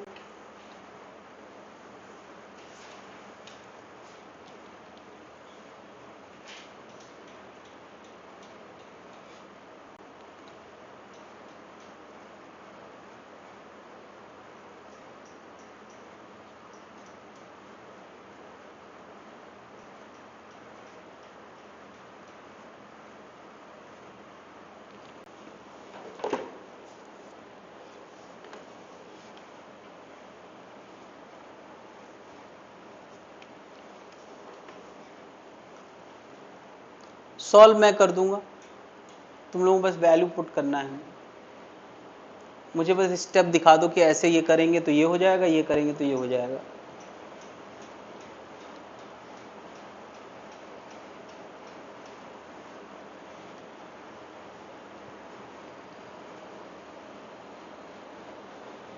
क्या डेटा दिया है उसको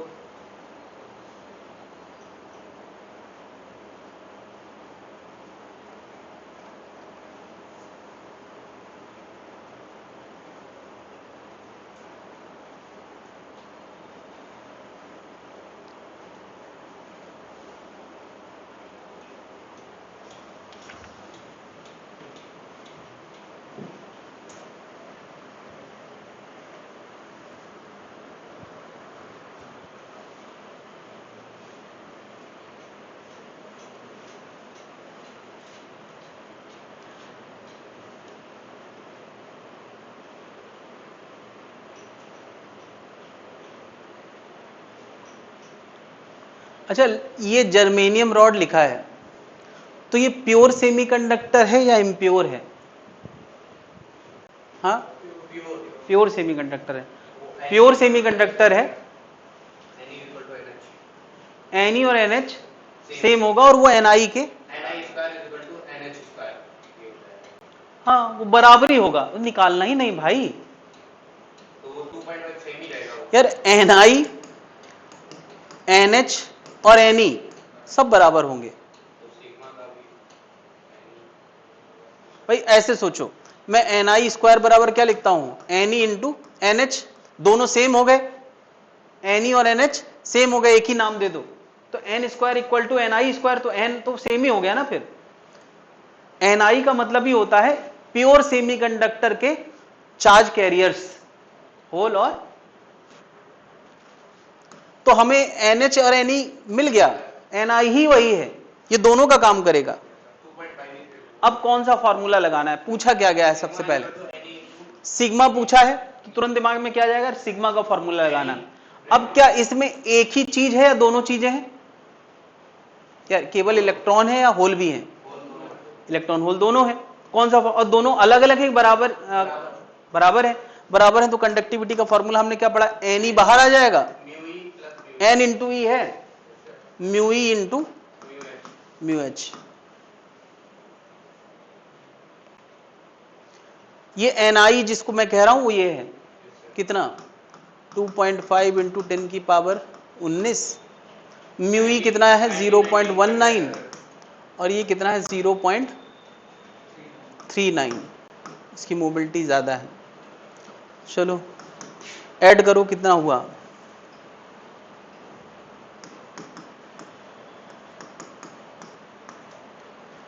सर ये n into e है ना फॉर्मूले में, तो e की वैल्यू भी तो रखेंगे ना, n into हाँ ई भी है, sorry 19 1.6 into 10 to power minus 19। 19 कर दिया।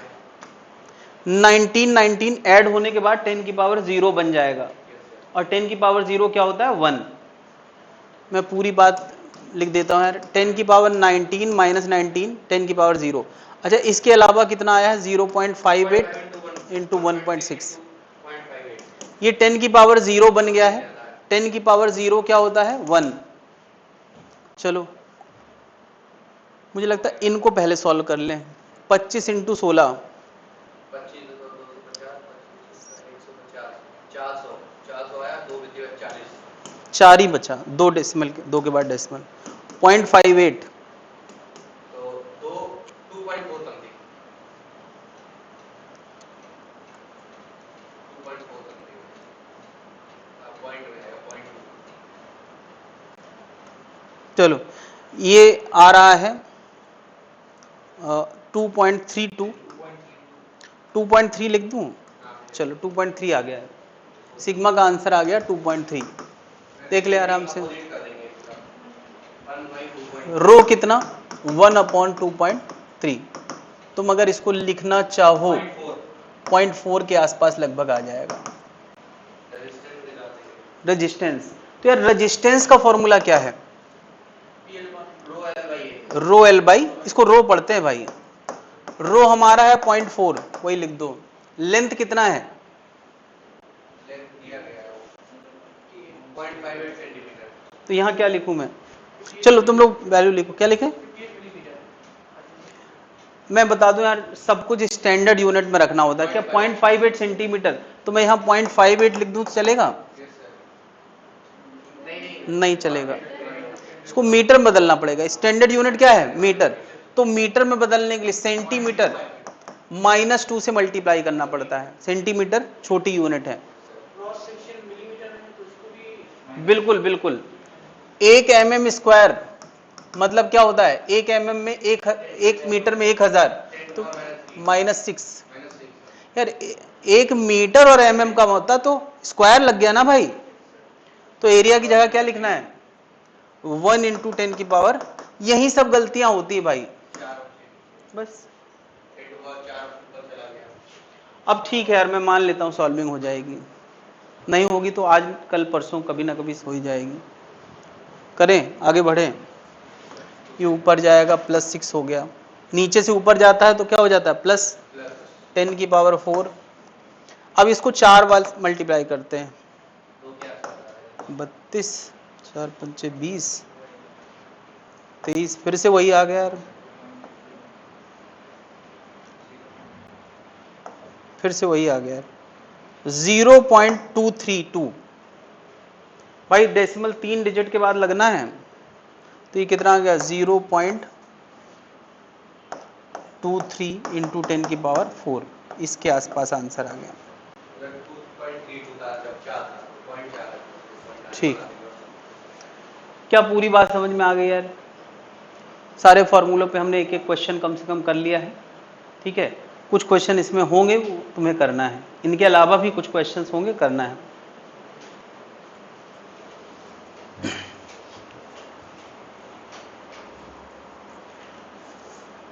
तो इस सेक्शन के बाद, अब इसके डिस्कशन के बाद पहले सेक्शन के सारे क्वेश्चंस 54 तक तुम्हारा होमवर्क हो गया है।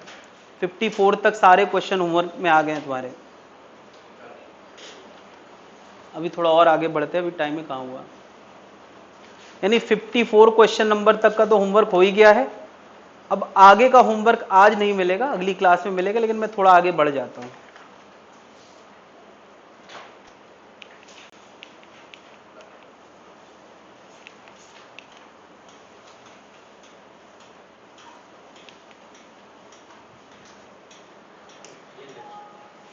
अभी चैप्टर खत्म नहीं हुआ भाई, इसका एक सेक्शन खत्म हुआ है जिसमें हम लोगों ने अब तक क्या पढ़ा है?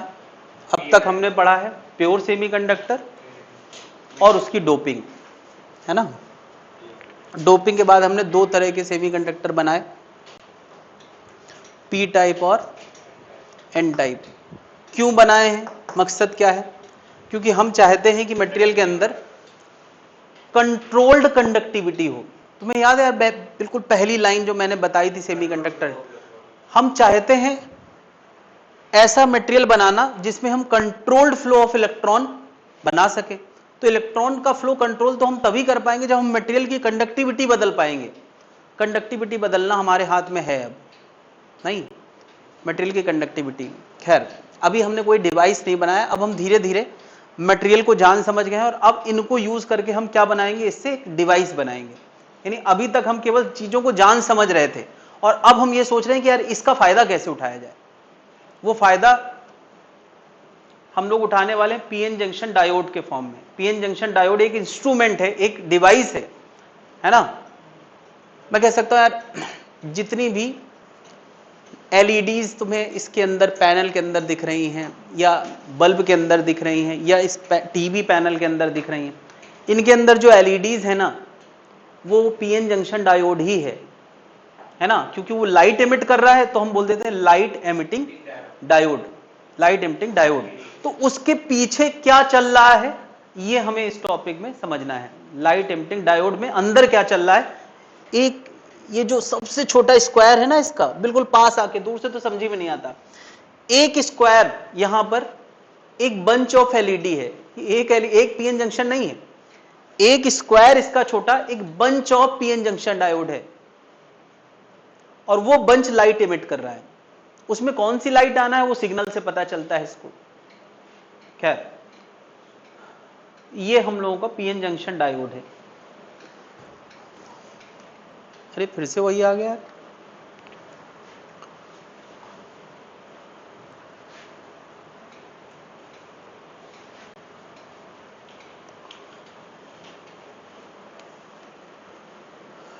तो सबसे पहले हम डिवाइस को समझेंगे।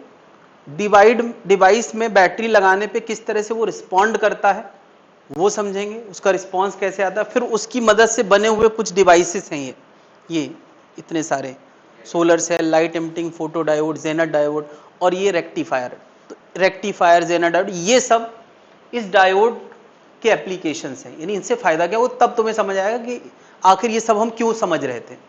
अब हम पर्पस पे आ रहे हैं। अच्छी बात है कि इस टॉपिक में हम पर्पस तक पहुंचते हैं, ज्यादातर टॉपिक में हम पर्पस तक पहुंचते ही नहीं हैं।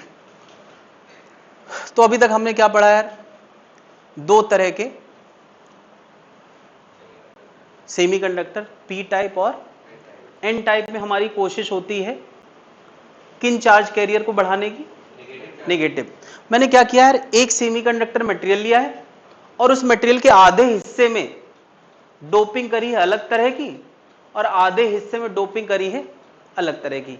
एक डोपिंग करी है इलेक्ट्रॉन बढ़ाने वाली और दूसरी डोपिंग करी है होल बढ़ाने वाली।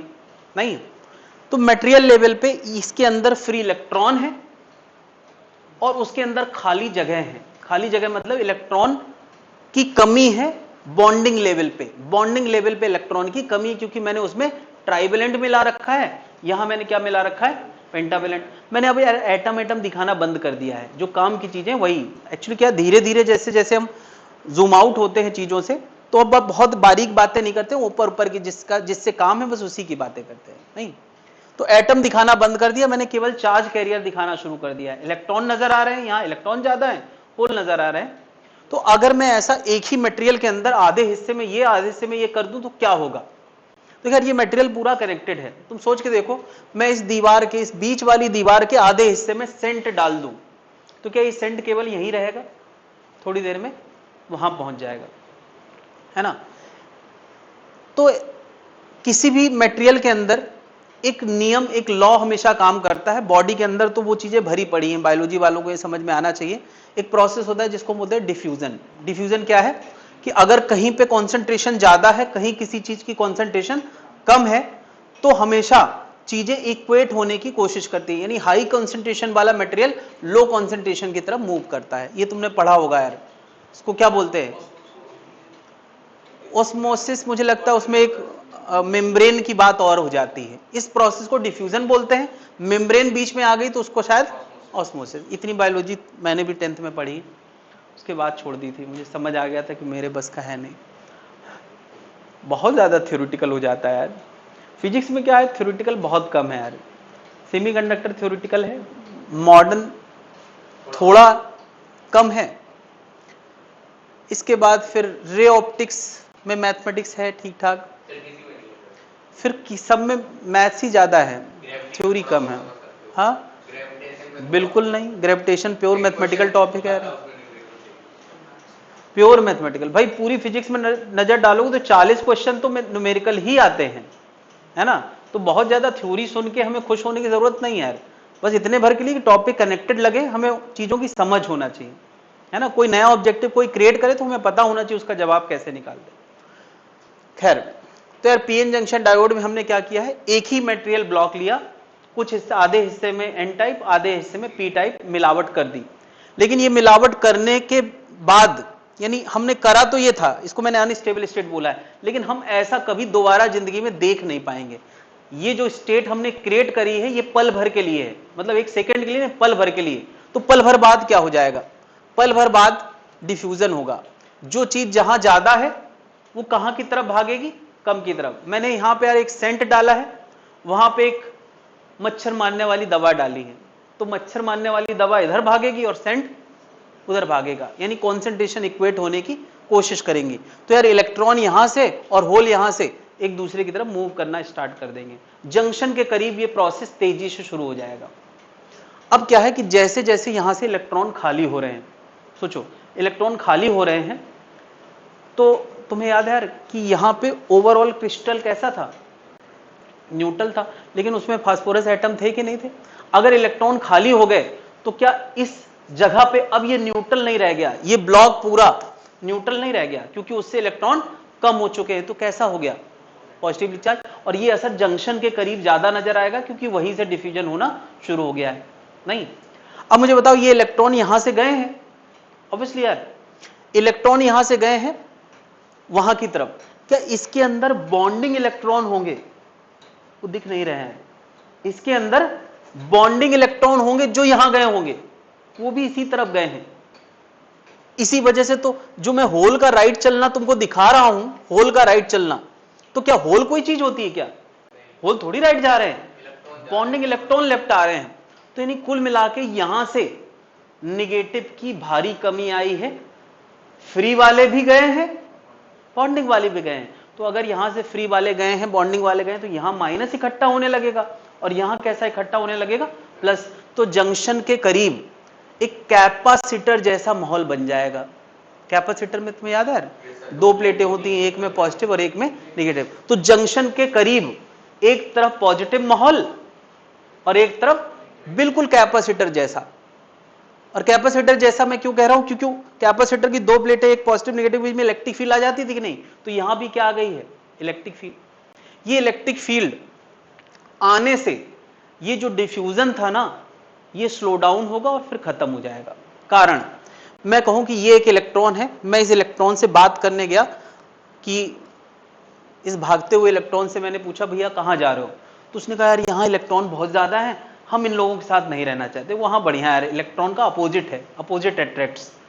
तो कह रहा है यार हम लड़कों की भीड़ में नहीं जाएंगे, वहां जाना चाहेंगे, वहां थोड़ा गर्ल्स की भीड़ ज्यादा है, और इनका भी यही कि यार हम भी यहाँ नहीं रहेंगे, इन लोगों से बोर है, मतलब ये बॉयज स्कूल है, ये गर्ल्स स्कूल है, तो नहीं रहा जा रहा है, बहुत दिन हो गए, तो ये उधर और ये इधर जाना चाह रहे हैं।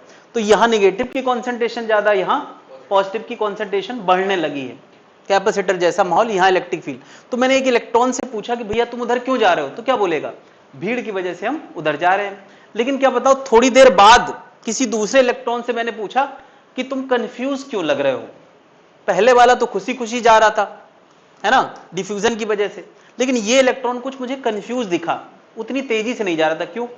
मैंने पूछा क्यों, तो बोला यार भैया कि मैं जा तो रहा था, भीड़ ज्यादा थी, लेकिन ये जो पेरेंट एटम पॉजिटिवली यहां इकट्ठा हो गए हैं, ये फास्फोरस वाले पेरेंट एटम है, वो मुझे अट्रैक्ट भी कर रहे हैं। यानी अब दो कारण है, डिफ्यूजन हमें वहां जा भेजना चाह रहा है, लेकिन इन पेरेंट एटम का अट्रैक्शन मुझे रोक भी रहा है। अब दो फैक्टर हो गए, तो मैं कंफ्यूज हूं, जाऊं कि ना जाऊं। लेकिन अभी भी अगर डिफ्यूजन का असर ज्यादा होगा तो उधर चला जाएगा, अट्रैक्शन का असर ज्यादा होगा तो इधर आएगा, बीच में नहीं रुकेगा।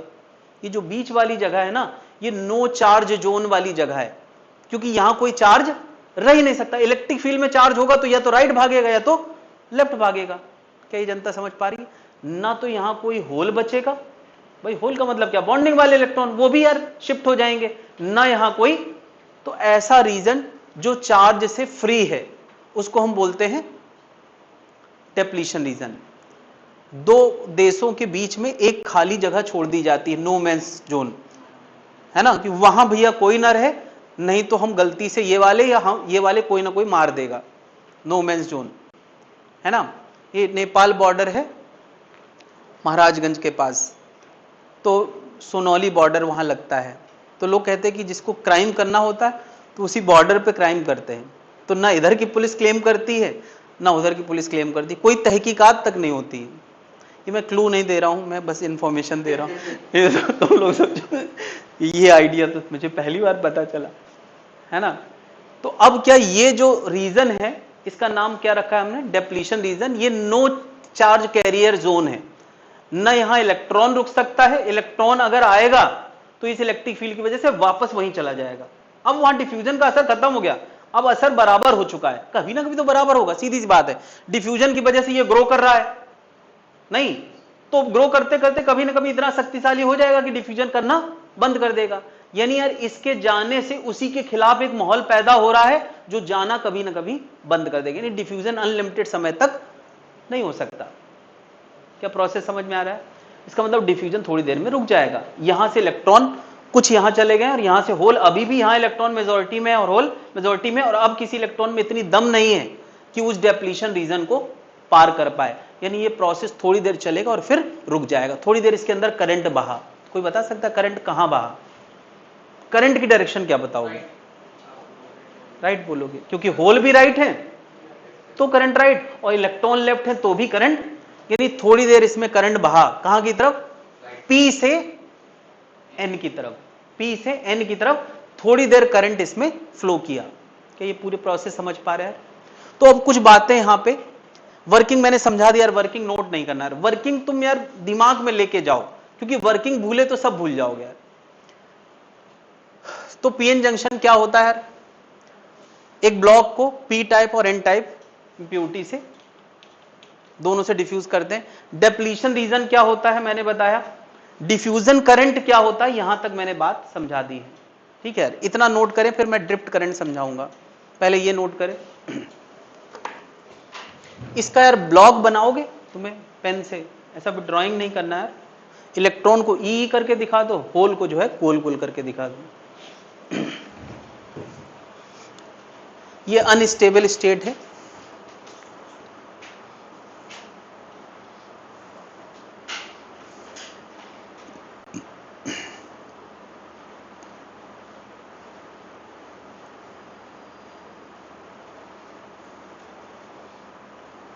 आज शाम से मतदान तक शराब की दुकानें बंद, खबर आई मेरे पास। मैं क्लू नहीं दे रहा हूं भाई, इंफॉर्मेशन दे रहा हूं।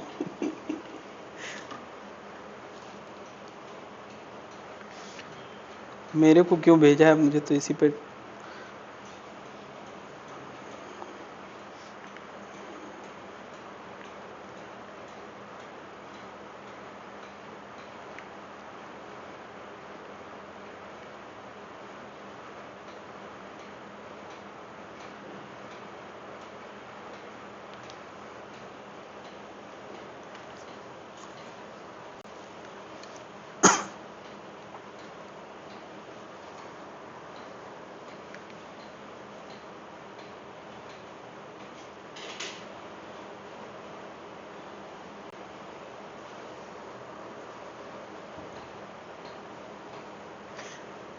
पहले ऐसा डायग्राम बनाएंगे, नीचे लिख देंगे अनस्टेबल स्टेट, मतलब बिल्कुल अभी अभी डिप्लीशन रीजन क्रिएट नहीं हुआ है, अभी बस इस लाइन के इधर इलेक्ट्रॉन ज्यादा है, इस लाइन के इधर होल ज्यादा है।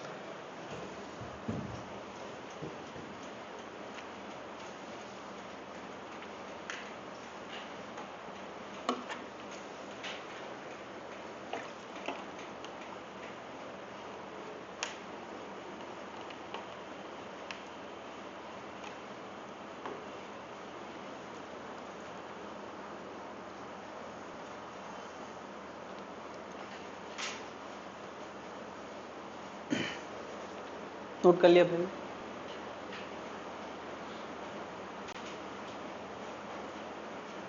Yes, sir, हो गया।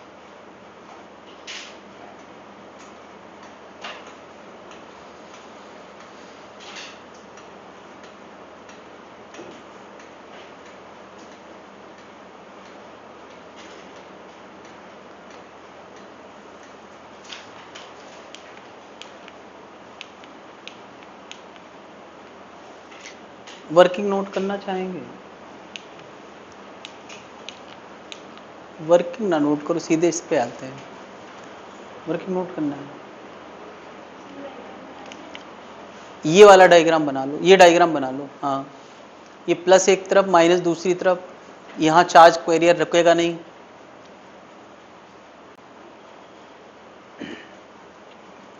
इलेक्ट्रॉन को कहाँ भेज दिया जाएगा? इधर। और बॉन्डिंग इलेक्ट्रॉन को भी कहाँ भेज दिया जाएगा? इधर। जिसकी वजह से ऐसा लगेगा होल कहाँ चला गया है? लेफ्ट। तो होल की तरफ चला गया इलेक्ट्रॉन। कब? जब इलेक्ट्रिक फील्ड क्रिएट हो गई। जब इलेक्ट्रिक फील्ड क्रिएट हो जाती तब किसी इलेक्ट्रॉन को इसके पार करने का दम नहीं बचता है। तो ये इसकी स्टेबल स्टेट है ना?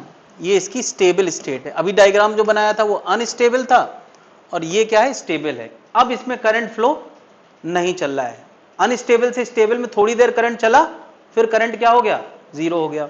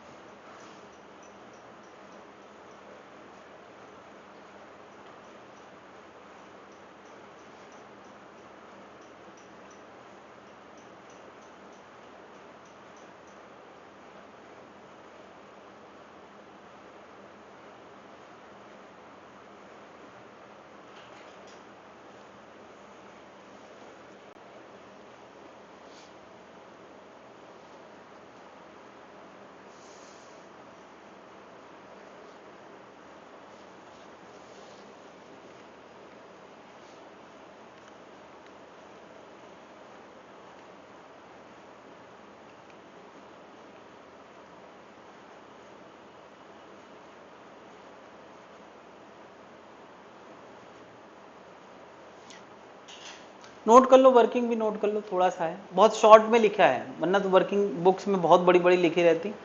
उतनी ही चीजें लिखी है जितना जरूरी है।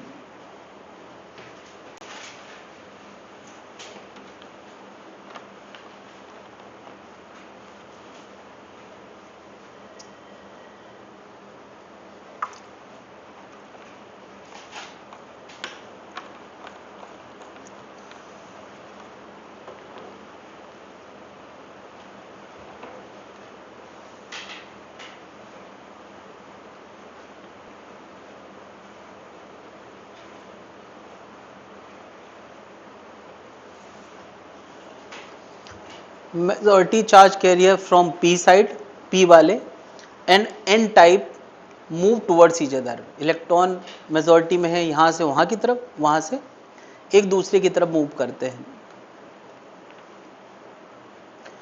इलेक्ट्रॉन की n साइड लैक होने की वजह से वहाँ पॉजिटिव चार्ज आता है, और जहाँ वो जाते हैं वहाँ क्या आ जाता है? Negative charge. इसी वजह से बीच में क्या क्रिएट हो जाता है? Electric field. और उसी रीजन को हम क्या बोलते हैं? Depletion region, which further stops the charge carrier to move towards each other. Electric field आ जाने से डिफ्यूजन होना बंद हो जाता है।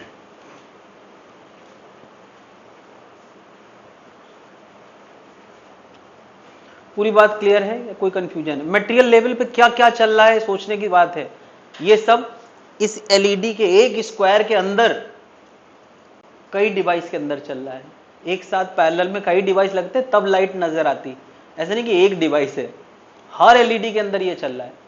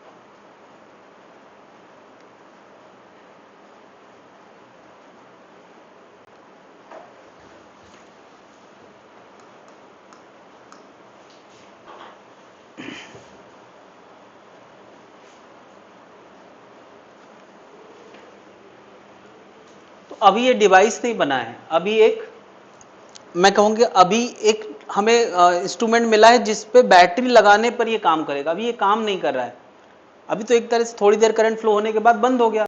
हम चाहते हैं इसमें करंट फ्लो कराना है ना, तभी इसका फायदा उठा पाएंगे।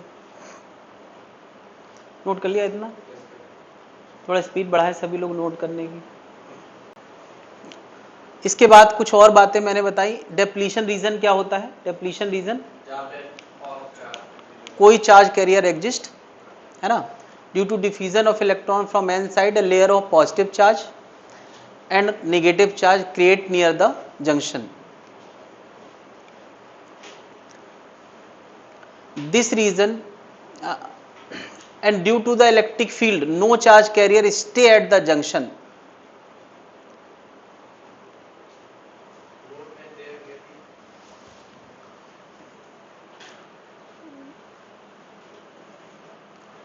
Due to diffusion of electron from n side a layer of positive charge and negative positive charge at n side, ऐसे लिख दे at n side and negative at p side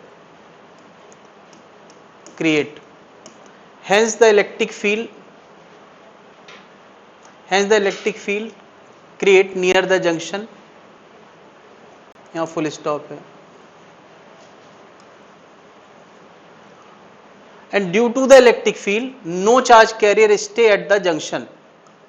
This reason is called depletion reason. थोड़ा सही कर ले इसको। Due to diffusion of electron from n side a layer of positive charge at n side and negative charge at p side create, hence the electric field create near the junction. And due to electric field no charge carrier stay at the junction.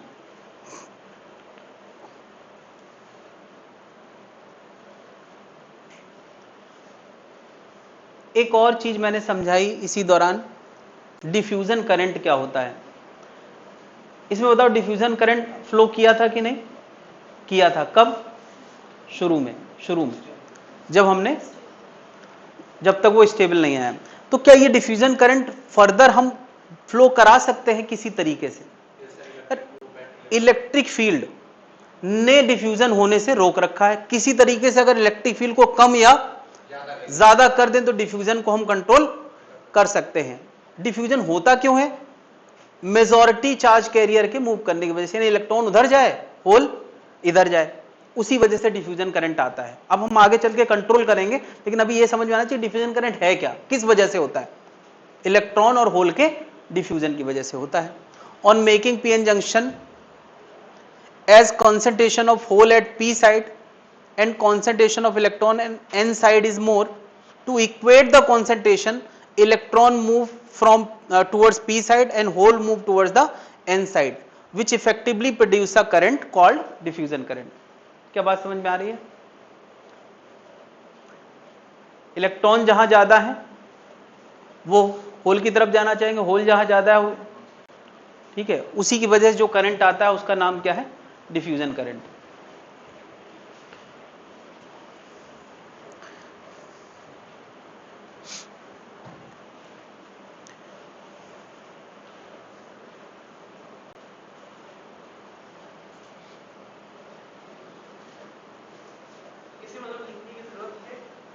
इसको कुछ साल पहले की बात है, 10-12 साल पहले की बात है, मैं कुछ नहीं लिखाता था, मैं समझा देता, मैं कहा अपने आप करना जाके।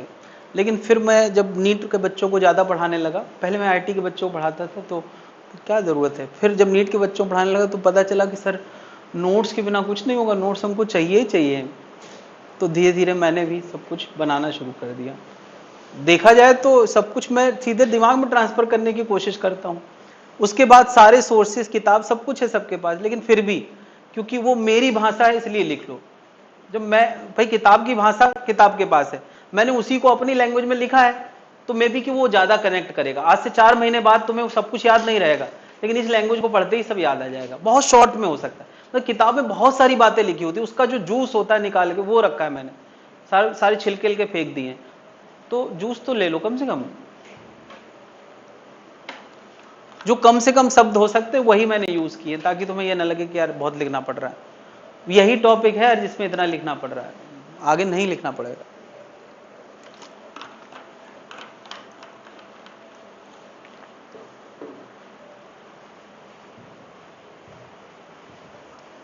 इस टॉपिक में तुम लोगों का दिमाग, हाथ पैर सब एक्टिव हो जाएंगे, लिखने लिखने की आदत सब तैयार हो जाएगी। बीच में तुम लोगों ने 15-20 दिन एंजॉय भी तो किया है, नहीं किया अभी? क्या चल रहा है अभी? हर साल 11th के बाद सर, जब हम 12th में आए थे तो बीच में हमने छुट्टी मारी थी, 6th के बाद 7th में आए थे तो छुट्टी मारी, 7 से 8 में हर साल छुट्टी मारते थे सर। तो इस बार भी मानना पड़ेगा, आदत बनी हुई है। लेकिन अब यार छुट्टी कोई स्कोप है नहीं, टीचर लोग मारते हैं। फरवरी में सिलेबस खत्म हो जाता है, मार्च अप्रैल में मस्त छुट्टी रहती है, बस डाउट पूछते बच्चे, टेस्ट देते हैं।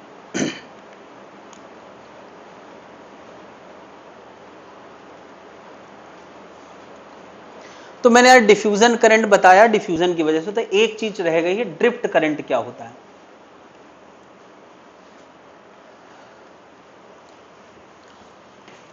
क्या बताओ? इलेक्ट्रॉन यहां जा रहा है, होल इधर जा रहा है, ये IE के लिए जिम्मेदार है।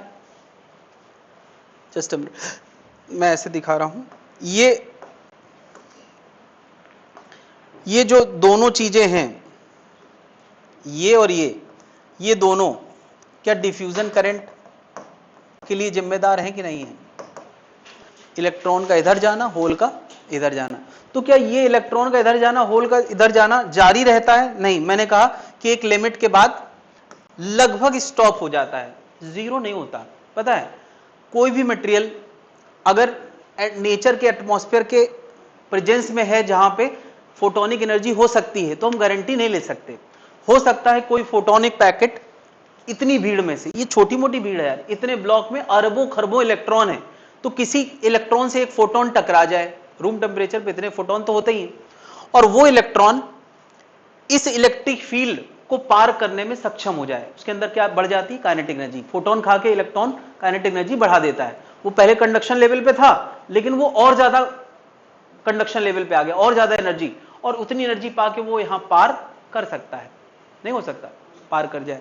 अच्छा, जब पार करेगा तो क्या, सॉरी उल्टा बना है यहां पे, पॉजिटिव चार्ज, भाई यहां से इलेक्ट्रॉन खाली होगा तो यहां का पॉजिटिव और स्ट्रांग हो जाएगा कि नहीं?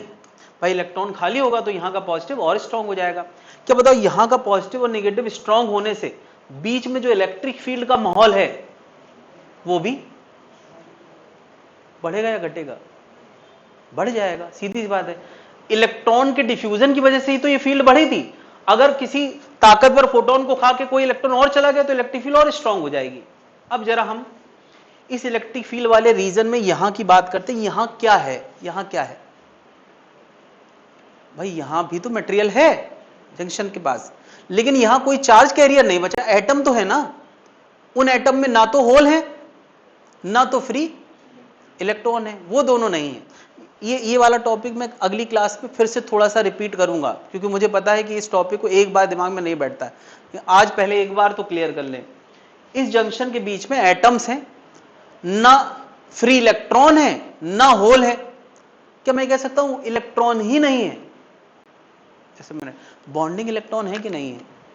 भाई एटम है, अपना ऑक्टेट कंप्लीट करे हुए सिलिकॉन एटम तो होंगे, ये मैं मानता हूं। फ्री इलेक्ट्रॉन नहीं बचा, क्यों? फील्ड ने उसको वापस भेज दिया। होल नहीं बचा, क्यों? होल खाली जगह होती, उसकी जगह लेने के लिए कोई इलेक्ट्रॉन आ जाएगा फील्ड की वजह से। लेकिन यहां पर एटम है और वो अपना 4 वाला ऑक्टेट कंप्लीट करके बैठे हैं, कोई फ्री नहीं है। नहीं, मुझे बताओ, उन एटम के अंदर जो बॉन्डिंग वाले इलेक्ट्रॉन है, उन इलेक्ट्रॉन को फील्ड की वजह से फोर्स लग रहा होगा कि नहीं? कहीं भी अगर इलेक्ट्रिक फील्ड है, ठीक है, तो जो ये रिवॉल्विंग इलेक्ट्रॉन होते हैं उनको फोर्स लेफ्ट लगता है और न्यूक्लियस को फोर्स, यानी एटम जब इलेक्ट्रिक फील्ड में होता है तो उसके अंदर तनाव का माहौल होता है। निगेटिव को दूसरी तरफ खींचा जाता है, पॉजिटिव को दूसरी तरफ। इसको बोलते हैं पोलराइजेशन का माहौल। उनको तोड़ने की कोशिश हो रही है। कहां कोशिश चल रही है? डिप्लीशन रीजन में। अच्छा, कोशिश तो है, लेकिन ये कोशिश इतनी जल्दी कामयाब नहीं होती। वो थोड़ा नेचर के भी भरोसे है, नेचर के भी भरोसे। यानी इलेक्ट्रिक फील्ड तोड़ना चाहती है, मगर अभी इतनी ताकत इलेक्ट्रिक फील्ड में नहीं है कि वो नेचुरल तरीके से टूट जाए। दो चीजें हैं, नेचर का भी भरोसा करना पड़ेगा। सोचो कि अंदर के बॉन्डिंग इलेक्ट्रॉन को, जो बंधन में हैं 8 इलेक्ट्रॉन, हर सिलिकॉन के चारों तरफ 8 इलेक्ट्रॉन नजर आ रहे हैं, अगर उनको कोई फोटोनिक पैकेट मिल जाए और इलेक्ट्रिक फील्ड का सपोर्ट मिल जाए, दोनों चीजें मिल जाए, तो क्या जैसी फोटोनिक पैकेट खाएगा इसकी एनर्जी थोड़ी बढ़ जाएगी और इलेक्ट्रिक फील्ड तुरंत उनको जुदा कर देगी? नहीं कर देगी भाई। इलेक्ट्रिक फील्ड क्या करेगी? इलेक्ट्रॉन को इधर भेज देगी, इलेक्ट्रॉन को इधर, एटम को कहीं नहीं भेज सकती है, लेकिन खाली जगह तो बची है भाई। इलेक्ट्रॉन को इधर भेजेगी और किसी बॉन्डिंग इलेक्ट्रॉन को खाली जगह पे भेज देगी, तो होल खिसक गया यारो, एटम कहीं नहीं जाएगा। क्या इसमें एक इलेक्ट्रॉन निकल आए, ये इलेक्ट्रॉन यहां चला गया तो यहां होल क्रिएट हो गया, इलेक्ट्रॉन फ्री हो गया, उसको तो इलेक्ट्रिक फील्ड वैसे ही ठिकाने लगा देगी। इलेक्ट्रिक फील्ड अगर राइट है, इलेक्ट्रिक फील्ड अगर लेफ्ट है, तो बताओ इलेक्ट्रॉन कहां गिरेगा? राइट गिरेगा। नहीं, यानी यहां अगर एक इलेक्ट्रॉन क्रिएट हो जाए इसी तोड़ने की वजह से, बॉन्ड टूटने की वजह से, किस वजह से? बॉन्ड टूटने की वजह से, तो वो कहां गिरेगा? अपनी जगह पे, जहां उसकी मेजॉरिटी है। और अगर यहां एक होल क्रिएट हुआ है, उसकी जगह बॉन्डिंग इलेक्ट्रॉन लेगा तो वो अपनी मेजॉरिटी में चला जाएगा। अब ध्यान देना यार कि अगर डिप्लीशन रीजन में कोई बॉन्ड टूटता है, बॉन्ड टूटता है, उसमें दो चीजों का भरोसा है, नेचर से मिला हुआ फोटोन और इलेक्ट्रिक फील्ड। अभी अभी मैंने कहा कि नेचुरल तरीके से कोई इलेक्ट्रॉन यहां जाता है तो इलेक्ट्रिक फील्ड स्ट्रांग हो जाती है। इलेक्ट्रिक फील्ड के स्ट्रांग होते ही कोई ना कोई एटम जो बिल्कुल टूटने ही वाला था वो टूट जाएगा। दोनों का सपोर्ट मिल गया ना, फोटोन तो थे ही, इलेक्ट्रिक फील्ड थोड़ी सी बढ़ गई तो तुरंत एक एटम टूट गया। टूट गया तो इलेक्ट्रॉन भी निकला और होल भी निकला। इलेक्ट्रॉन अपनी जगह गया, होल अपनी जगह गया। मुझे बताओ इस अपनी जगह के जाने के प्रोसेस में करंट कहां दिखाओगे?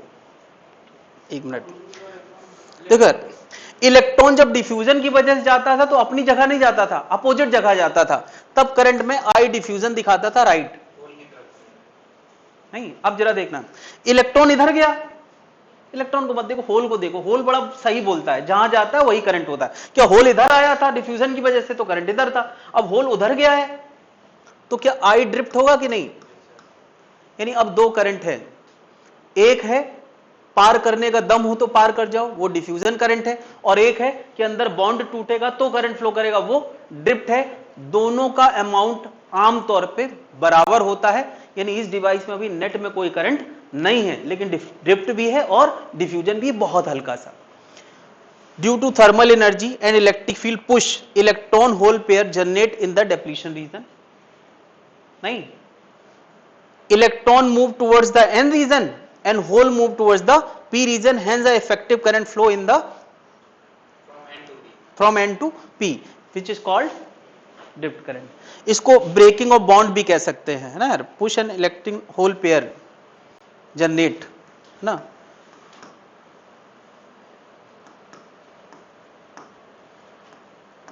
ये कह सकते हैं यार, बॉन्ड ब्रेक होता है, उससे इलेक्ट्रॉन निकल जाता है, जिससे क्या जनरेट हुआ? Electron hole pair. दो तरह के करंट की मैंने बात कही। इतनी कहानी नोट कर ले, इसके आगे कहानी हम लोग यहीं से शुरुआत होगी अगली क्लास की। थोड़ा सा मैं इसको फिर से डिक्टेट करूंगा, क्योंकि ये चीज दिमाग में बैठ गए तो पूरा टॉपिक में सबसे बड़ा कॉन्सेप्ट यही है।